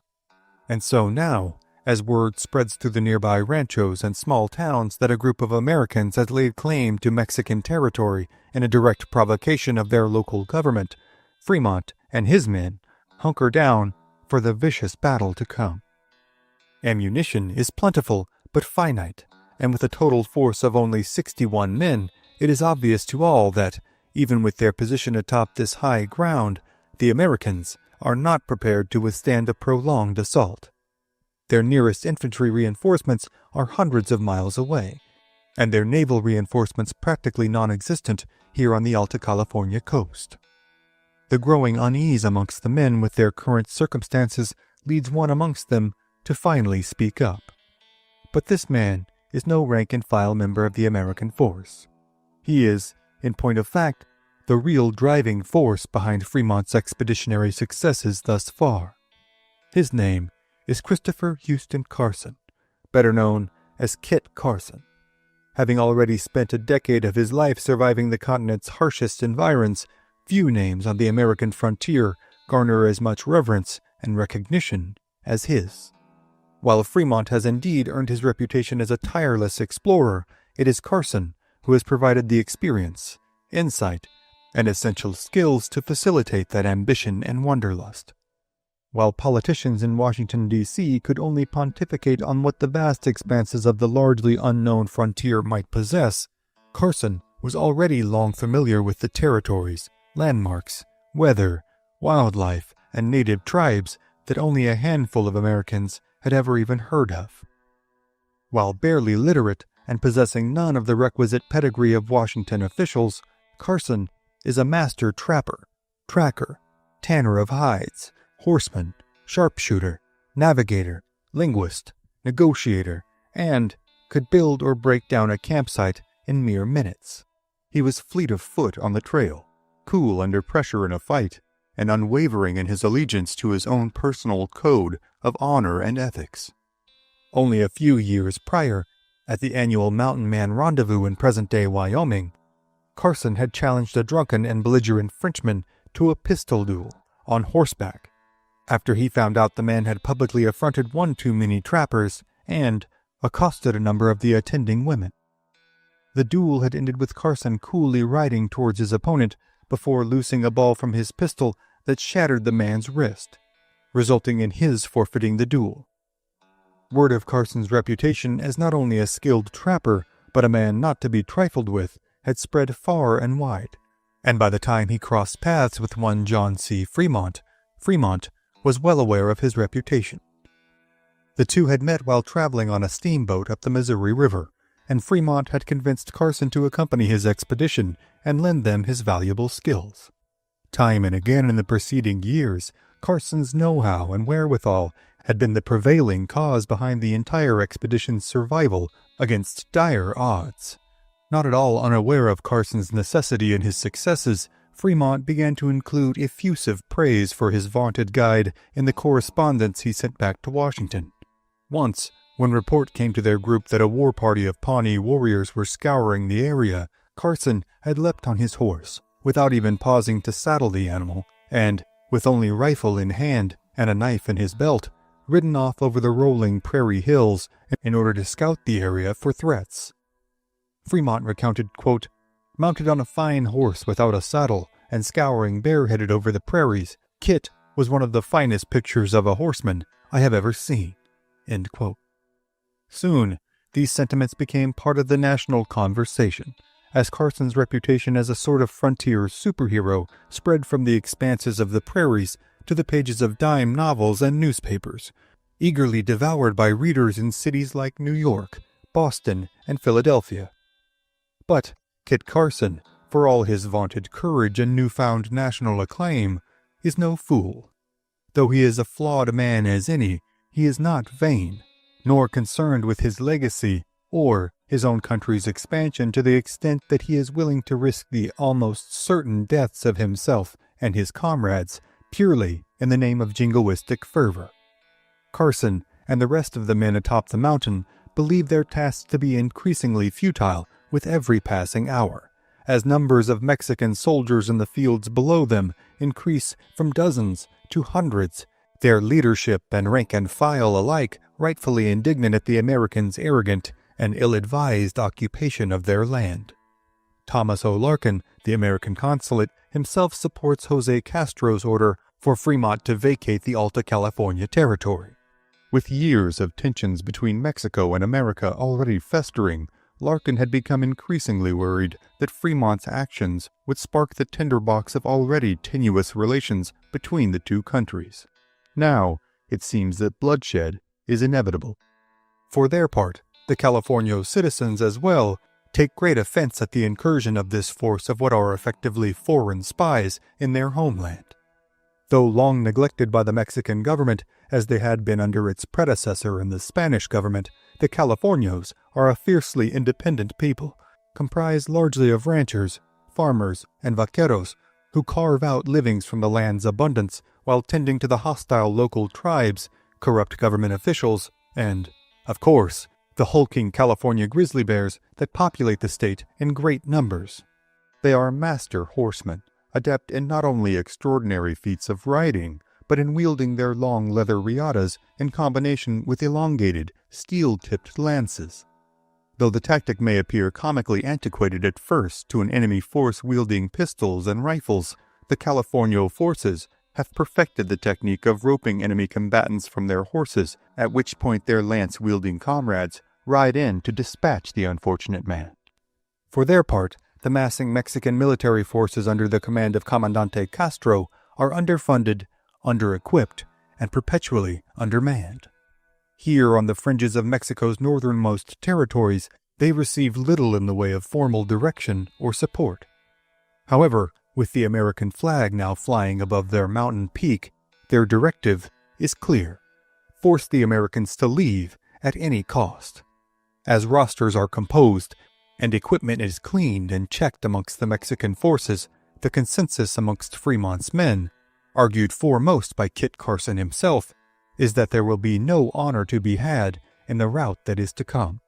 They are under no illusions that the sacrifice of their lives will go on to uphold or inspire a revolution against the presiding Mexican government, as it had in Texas with the Battle of the Alamo. Instead, they assume that they will simply be wiped out, left as nothing more than a curious footnote in history as a band of impetuous madmen who had attempted to overthrow a sitting government. However, despite the seemingly utter futility of their situation, Fremont remains unmoved. For 3 long days, despite the consternation from within his ranks, Fremont refuses to surrender his position. Finally, on the 3rd day, it is clear that the Mexican forces in the valley below have been fully assembled. Within the next day, an attack will be imminent. Many among the American men spend their evening picking at their scant rations for supper and deep in concern and anxiety for the terrors that the sunrise will bring. Now, even Fremont's resolve begins to wane.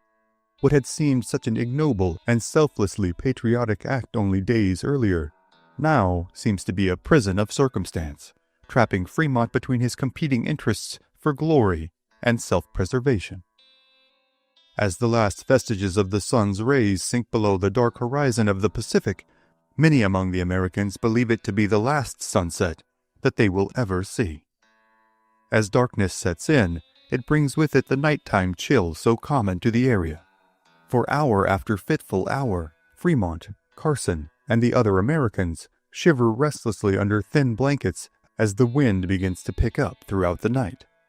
Finally, the sunrise breaks, clear and still, and the men wake to a chilling omen. At some point during the night, the makeshift flagpole that had been erected 4 days earlier has been blown down by the swirling Bay Area winds. Now, the American flag that had flown so boldly lies sullied in the dark soil of Gavilan Peak. The consensus among the men as the sun continues to rise is that this final indignity to their nation's colors most assuredly does not bode well for their efforts in the battle to come. Even Fremont, who had watched the sunset without wavering in his resolve to hold the mountaintop, looks upon the soiling of their flag as a particularly bad omen. Suddenly, as the totality of his situation sets in, and the hour of attack nears for the Mexican troops massing down below them, Fremont begins to reconsider his options. He knows that he can either stand and fight, likely at the cost of his own life and the lives of his men, or surrender their position and retreat from the mountain peak. After a few tense minutes of consideration, Fremont finally gives the order for the Americans to strike camp and proceed down the westerly slope of Gavilan Peak. This the men readily do, with most nearly elated at having avoided the fate that had been met in San Antonio a decade earlier by men like Colonel Travis, Jim Bowie, and Davy Crockett.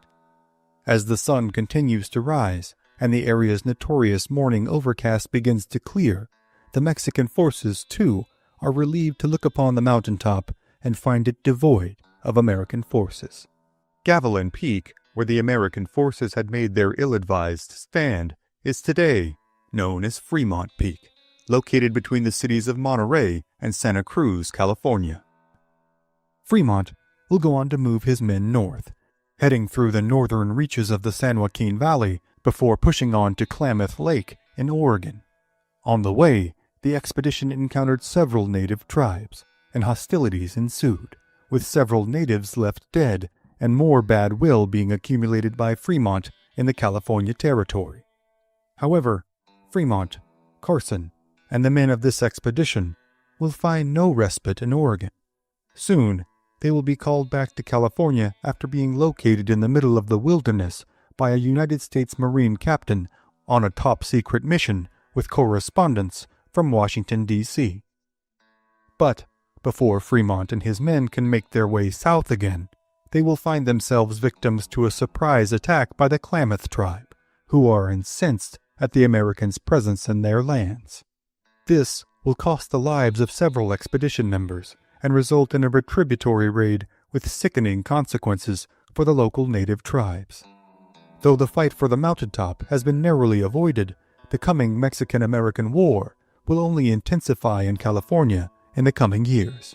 But the countless tales of John C. Fremont, Kit Carson, and the other Americans who will make their way westward in the fight for American expansion in the coming years, as well as the stories of the Mexican citizens and the native tribes who sought to retain their own homelands, are, for tonight, other stories for other times.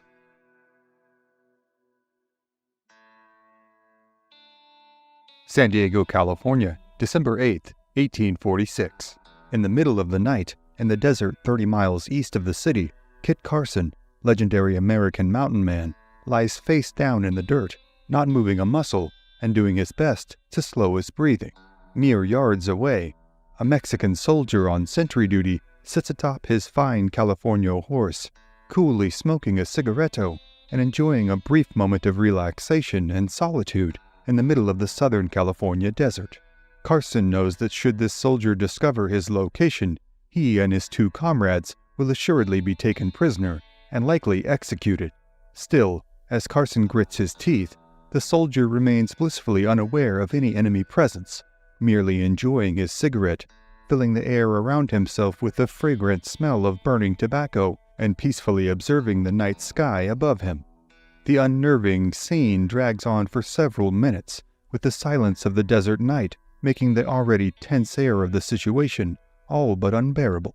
Suddenly, Carson grows even more concerned. With one ear pressed tightly to the ground, he hears a faint, thundering rhythm. He wonders if these are the hoofbeats of more California soldiers coming to join their comrade. Then, Carson feels a hand nudging one of his boots.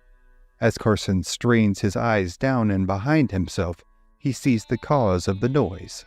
It is, in fact, the racing heartbeat of one of his companions, the 24-year-old naval lieutenant Edward Beale. Lieutenant Beale, his nerves pushed to the literal breaking point, whispers to Carson, "We're gone. Let's jump up and fight it out." Been in worse places before, Carson assures him, then turns back to flatten himself against the desert floor. Finally, the Californio finishes his indulgent smoke and returns to his main camp, much to the relief of Carson and his comrades. Carson is part of a 3-man group of volunteers, comprised of himself, Lieutenant Beale, and a Diegueño native guide named Chamacta. They are on a mission to reach the American-held port of San Diego in order to send reinforcements back to their stranded comrades roughly 30 miles east of San Diego. The day before, the Americans, a combined force of U.S. Army soldiers, Navy sailors, Marines, and civilian volunteers, had fought a vicious battle against the local Californio forces. The battle, known to history as the Battle of San Pascual, had been fought in the interest of the ongoing Mexican-American War, in which Mexico seeks to retain control of its lands, which comprise most of the present-day American Southwest and Pacific Northwest. When the damp weather had rendered many of their firearms inoperable, the Americans had suffered dearly at the end of the Californio's rudimentary but deathly effective steel-tipped lances. After the Americans were able to bring forth and fire their brass field cannons, the Californio forces had been finally forced to disperse, but not before killing 18 Americans and inflicting countless more deep, grievous wounds in the bodies of the surviving men. Under the command of General Stephen F. Kearny, himself gravely injured after suffering a lance wound to his lower back, the Americans had retreated to the top of a small rock-strewn hill. Here, they found themselves surrounded by roaming Californio forces, who covered virtually all of the territory between themselves and their nearest comrades in the port of San Diego, thus cutting off any hope of escape or relief. The U.S. Army soldiers amongst this group of men under General Kearny had not only survived the battle, they have completed the longest cross-country trek in U.S. military history up to that point, traversing half the length of the continent after marching out of Fort Leavenworth, Kansas, and traveling through Santa Fe. They had then trekked across the barren deserts of the Southwest before finally meeting the Mexican army in battle here in the desert east of San Diego. Their counterparts in the U.S. Marines and Navy sailors, riding under the command of U.S. Marine Captain Archibald Gillespie, had ridden out to reinforce Kearny's men. Now, these men, many of whom are unable to walk, much less make the 30-mile trek through enemy territory, had to rely on their able-bodied comrades to volunteer to make this perilous journey in order to send back reinforcements and ultimately save their lives. Among these able-bodied men, none was a more obvious choice for this seemingly impossible task than Kit Carson. Among the few participants in the battle on the American side not to hold an official position in the military, Carson has nonetheless already cemented his legacy as an inveterate mountain man, guide, and experienced gunfighter.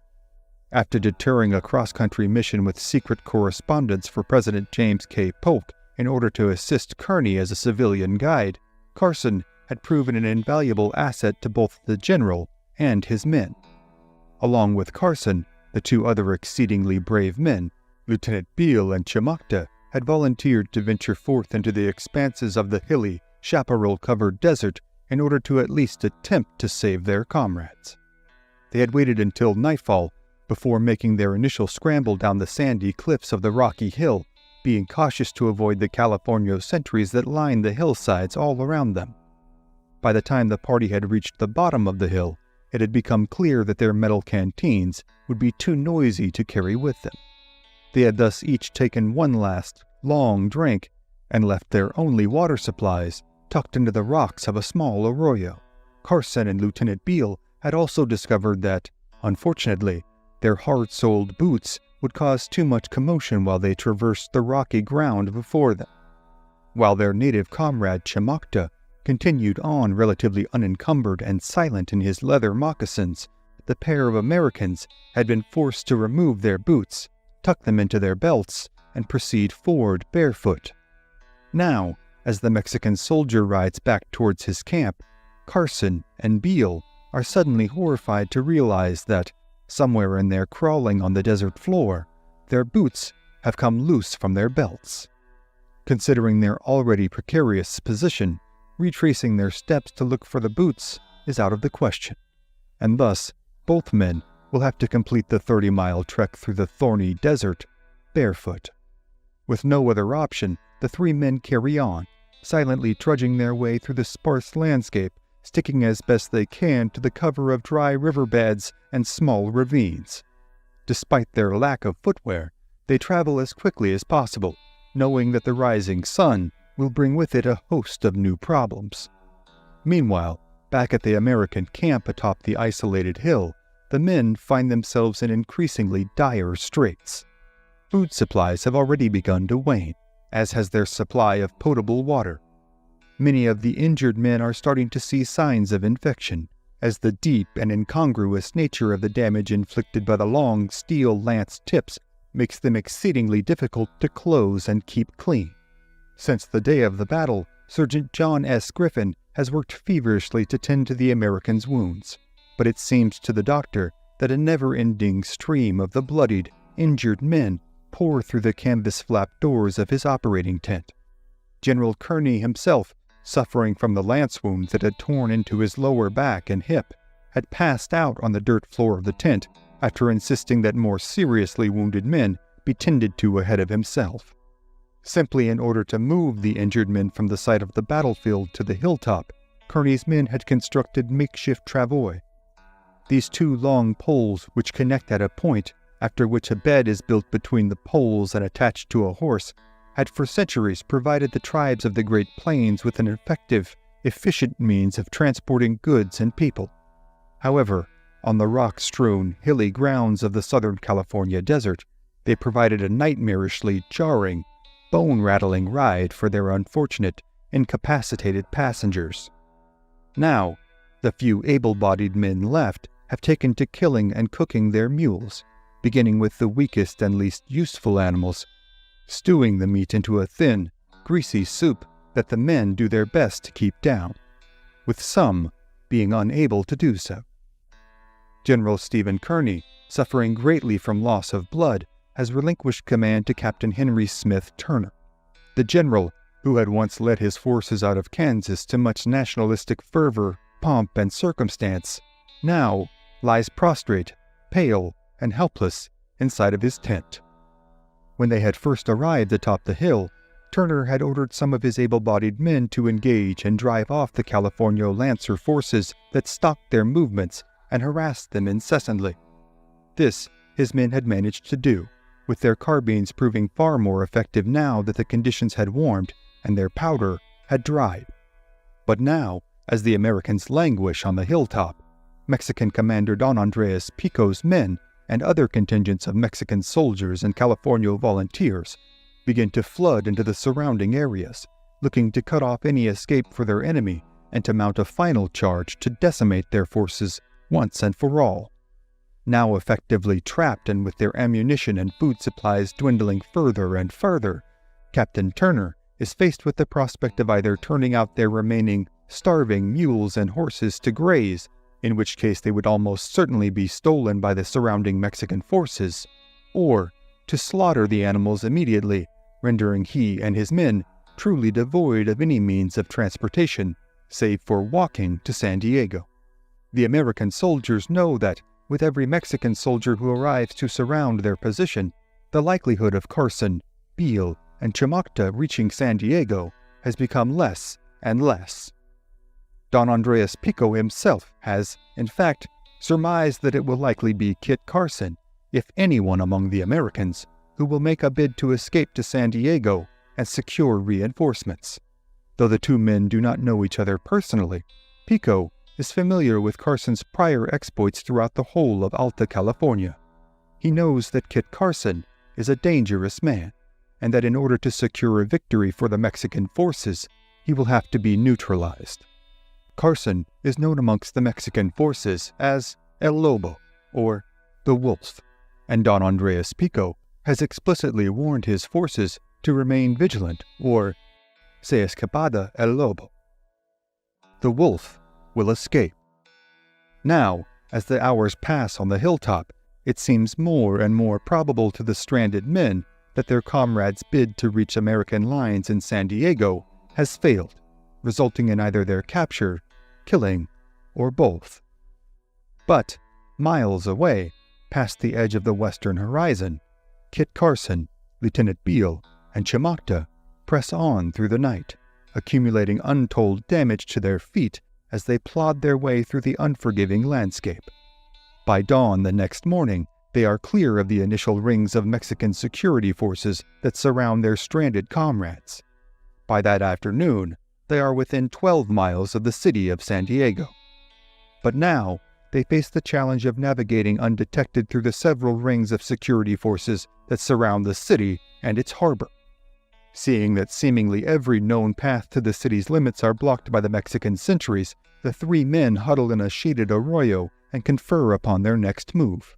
Carson advises that they split up, a chilling proposition to all those involved, but a prudent one, as Carson wagers that capturing 3 individuals will be a tougher job for the Mexican army than simply capturing one group. And so, all 3 determine their separate paths, with Chimocta and Lieutenant Beale taking the 2 shorter routes, and Carson volunteering for the longer, more dangerous route. With no time for ceremony or sentimentalities, the 3 men part ways, heading west to the California coast, with each knowing that they will either succeed in their endeavor or, likely, die, and that the lives of their comrades stranded on the hilltop depend on them. All through the afternoon, into the night, the 3 men skulk through enemy territory, each on an individual journey of turmoil, peril, and endurance that will test them to their absolute limits.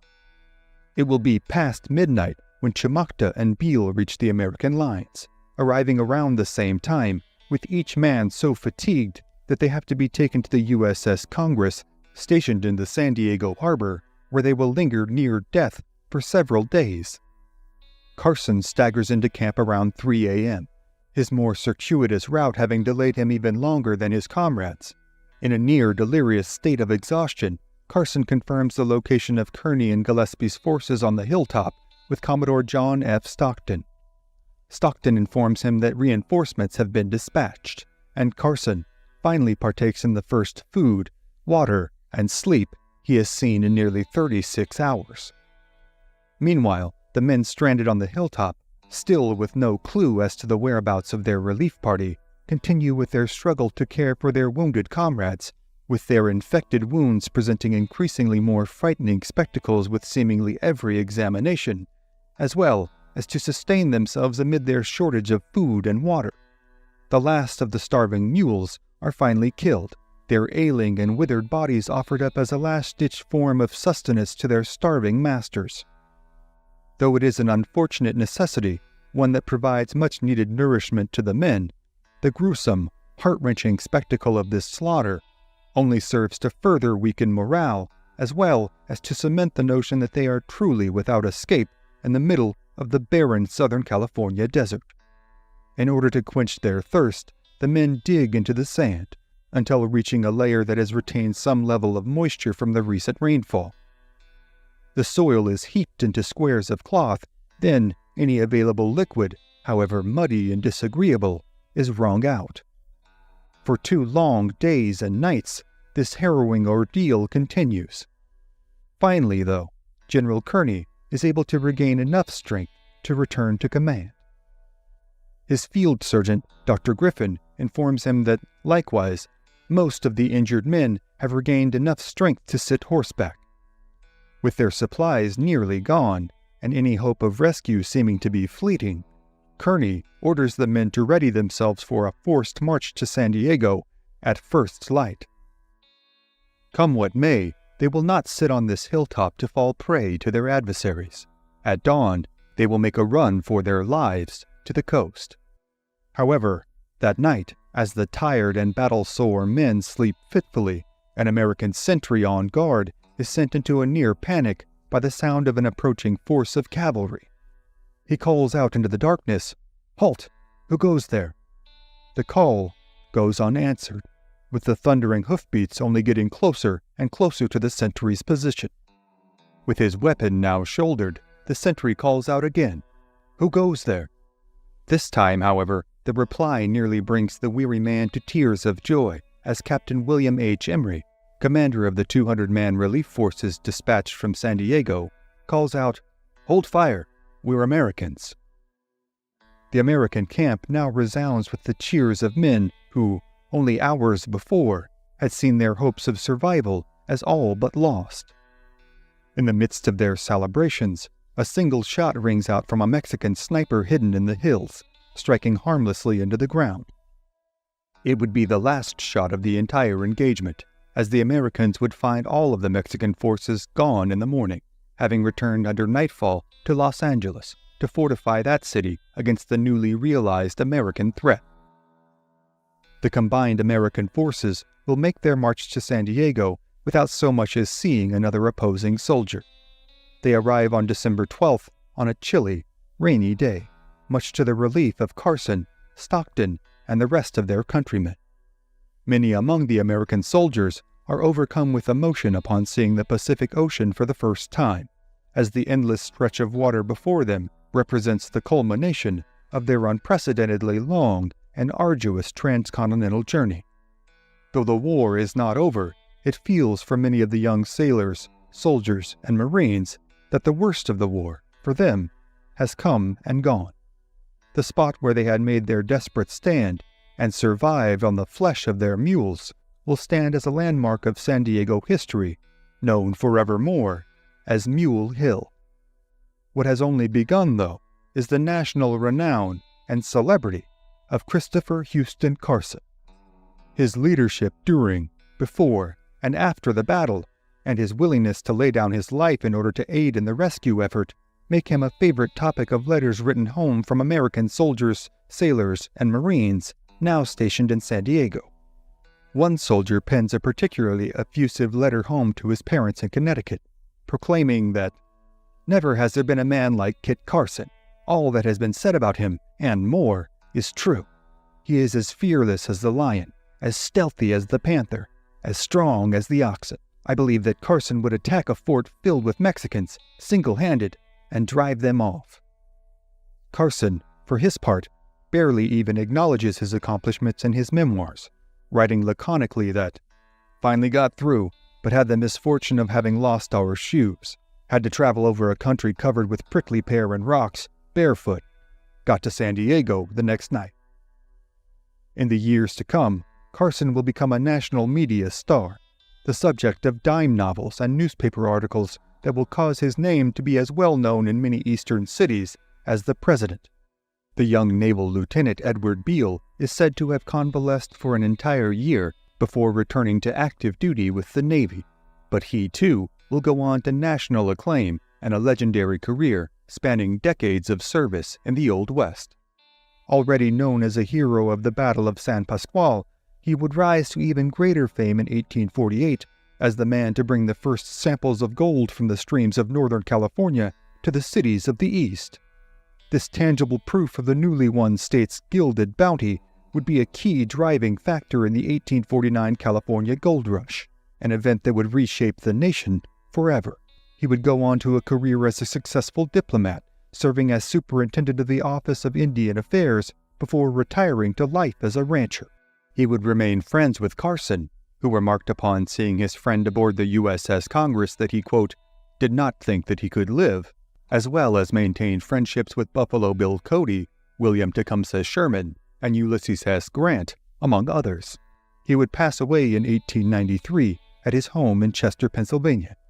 Chamacta, the Diegueño native guide, by some accounts took a similarly long time to recover, and, by some accounts, perished as a result of his treacherous journey. His tribe, known amongst themselves as the Kumeyae, already brought to the breaking point under the yoke of decades of California rule, would continue to struggle under the United States government for much of the 19th century. They would play pivotal roles in the San Diego Tax Rebellion of 1851, also known as Gara's Revolt, as well as the Yuma War and even the Mexican Revolution. Today, Chamacta's band, the San Pasqual Band of Diego Mission Indians of California, is a federally recognized tribe, with many of their tribal members residing on the San Pasqual Reservation. As for Kit Carson, he will take over a week of recovering in San Diego before regaining the ability to walk normally, his feet so battered by the desert floor that he can scarcely take but a few steps without excruciating pain for days. But recover he will. Carson will soon be on the trail again, heading west to reunite with his family in Taos, New Mexico. Already an American icon and an inveterate frontiersman, Carson will go on to continue his exploits for decades to come. His travels will take him from San Diego, back through the treacherous deserts of Arizona and New Mexico, then to St. Louis, before finally settling in Taos for a few years before continuing his adventures. Though the Mexican-American War in California will continue with a series of minor skirmishes, the worst of the action in California has largely passed. The Battle of San Pascual will go down as the bloodiest, most consequential battle of the Mexican-American War to be fought on California's soil. The Mexican-American War itself will drag on until 1848, finally coming to an end with the signing of the Treaty of Guadalupe Hidalgo. But, though the men of Kearny's army can now take their rest, the battles that are taking place further south into Mexico, and the battles that will continue to unfold for the coming year, will go down as some of the most vicious, bloodthirsty combat ever waged in the 19th century. But the stories of the many brutal battles of the unforgiving and highly controversial Mexican-American War, as well as the many tales from the life of Kit Carson, are, for tonight, other stories for other times. Thank you again for joining us on this episode of History at the OK Corral. Be sure to click the like button, share this episode with a friend, and become a subscriber. Also, if you'd like to support our work and gain early access to episodes as well as ad-free viewing, you can become a member of this channel by clicking on the join button below. And we'll see you next time on History at the OK Corral, home of history's greatest shootouts and showdowns.